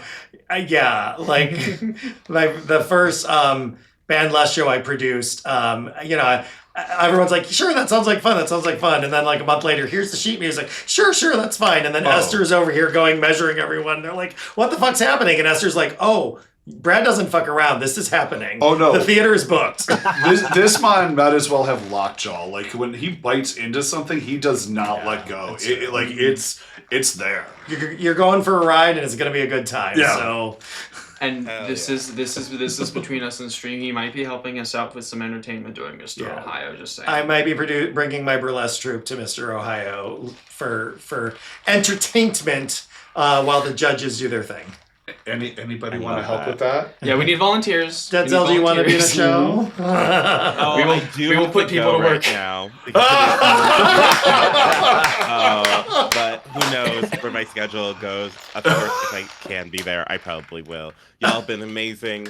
Yes, Have thank a you nice so rest of much. your evening. Thank you. I'll see you all. We're all coming to California in January. Yeah. Love it. Come on out. That's kind of the plan. All right. Awesome. Goodbye. Goodbye. Bye. And now it's Now it's two. It's Yeah. that guy. I know. That's that pup guy. guy. Who's he?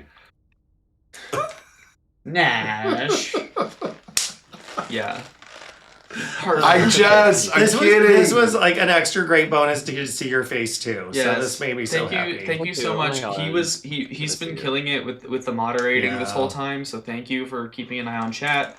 I have a lot of fucking push-ups to do. I got push-ups Yes. and squats and oh good. It's You have a 10 whole it's workout. 10 p.m. And I need to go eat something. I was before gonna say I we're start, all we're all starving. before I Um, gnaw on somebody's face and not in the fun way. I know this kind of seems like a cop out. Okay. What if I write all the redemptions down and I do it on the next stream? Because I think support that's that. we yeah. need to snack, and we also have a TV program to catch. Oh yeah, I'm gonna be on the Daily Show at 11 o'clock. So Tonight, come back. yes. You are, yes, that's right. Actually, the Cleveland I'll give you Pride that. Band is going to be So, on, and yeah, that should be Fenris, fun. thank you so much for coordinating this with us. I would love to do more of absolutely. these. So happy to do this. Persephone, thank you Alright, for the that was- follow. Oh my goodness. Alright, y'all go enjoy. I will talk to y'all soon. Yes. Good to see Bye. you. I miss your faces, and I will see y'all soon. All right, y'all take Yes. care. Bye. Oh my goodness. Okay. Wow, that was fun. Well, we are still alive, so Oh, we're we're gonna still live. Hi, everyone. I'm all like, and we're done. And Just we're kidding. done. almost. We're gonna raid out. So We're gonna rate out. what rating means is he takes all of these people that are Oh my God, currently you're on actively music now. watching, Uh-huh. and he'll go find somebody that's live Hold and on. doing Oh, something what, do you else. need that back? Yes. Okay. You're playing music. Oh, sorry. So he'll take all of these viewers and then they'll jump into somebody else's stream Oh, okay. so that he can take his audience and pay it forward into Oh, fun. another. Nice. Headphones, please. Thank you. Thank you. That's fun. It is a fun job. Yes, plan a trip. Come visit. Come hang out. Come check out Cleveland. It's awesome. We have stuff. And things. We have food. We have And land. food. Oh, It's Oh, the food is North so- Coast. There's that. Do we want to like run to Sheets or something? yes. I'm so down. We're gonna go to the gas station. It's gonna be starving. amazing. I will go wearing this outfit. Yeah, a I'm bowl, changing. of, Sorry, a not bowl sorry. of yogurt does not Yeah. cut it. No. Thank you all so much. Holy moly. Okay. Y'all showed up today. Thank you so much. Please by all have a wonderful week. I don't know, obviously I'm not gonna be live tomorrow. Might be live Sunday, probably not, because I'm gonna be doing some birthday shit. So we will see. I don't know. We got shit going on, Tuesday. but- I think Tuesday's going to be your. Tuesday's probably going to be my next live. So we will see. But thank you all so much. Stay awesome. Who are We're you gonna rating? find- I don't know. Oh, we could read Funko. Funko's live. Oh, we got. Ooh, wait. What about? Wolfie's live. We do, but I don't. I might spoil myself. He's playing Kingdom Hearts. He's further than I am. So should just do it. Just do it. Just do it. Oh my goodness. Sure. We like Wolfie. We like Wolf. Cool. True. I'll take your suggestion. Let's see. Also, join the Discord. We have a Discord server. If you want to hop in, check us out. Post your favorite memes, and we talk about leather and all that fun stuff. So we have a kink section. If you are interested, if you have any questions, you can continue to ask your questions there. Right. Like, We're gonna go get some. I'm like Food. blood sugar crash. All right. Oh, I cannot type. Oh goodness.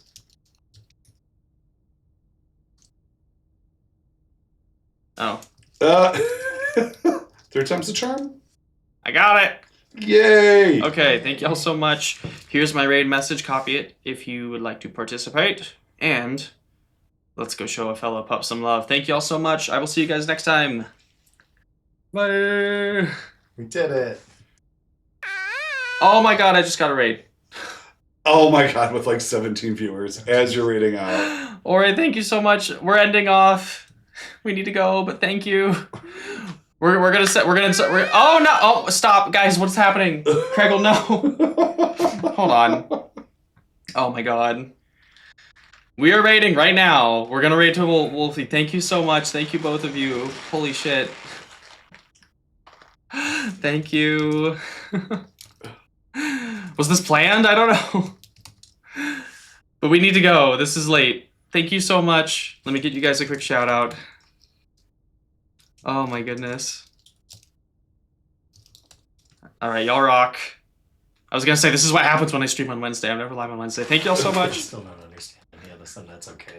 Catch you It's guys fine. next Just time. smile and nod. Yeah. Smile and nod.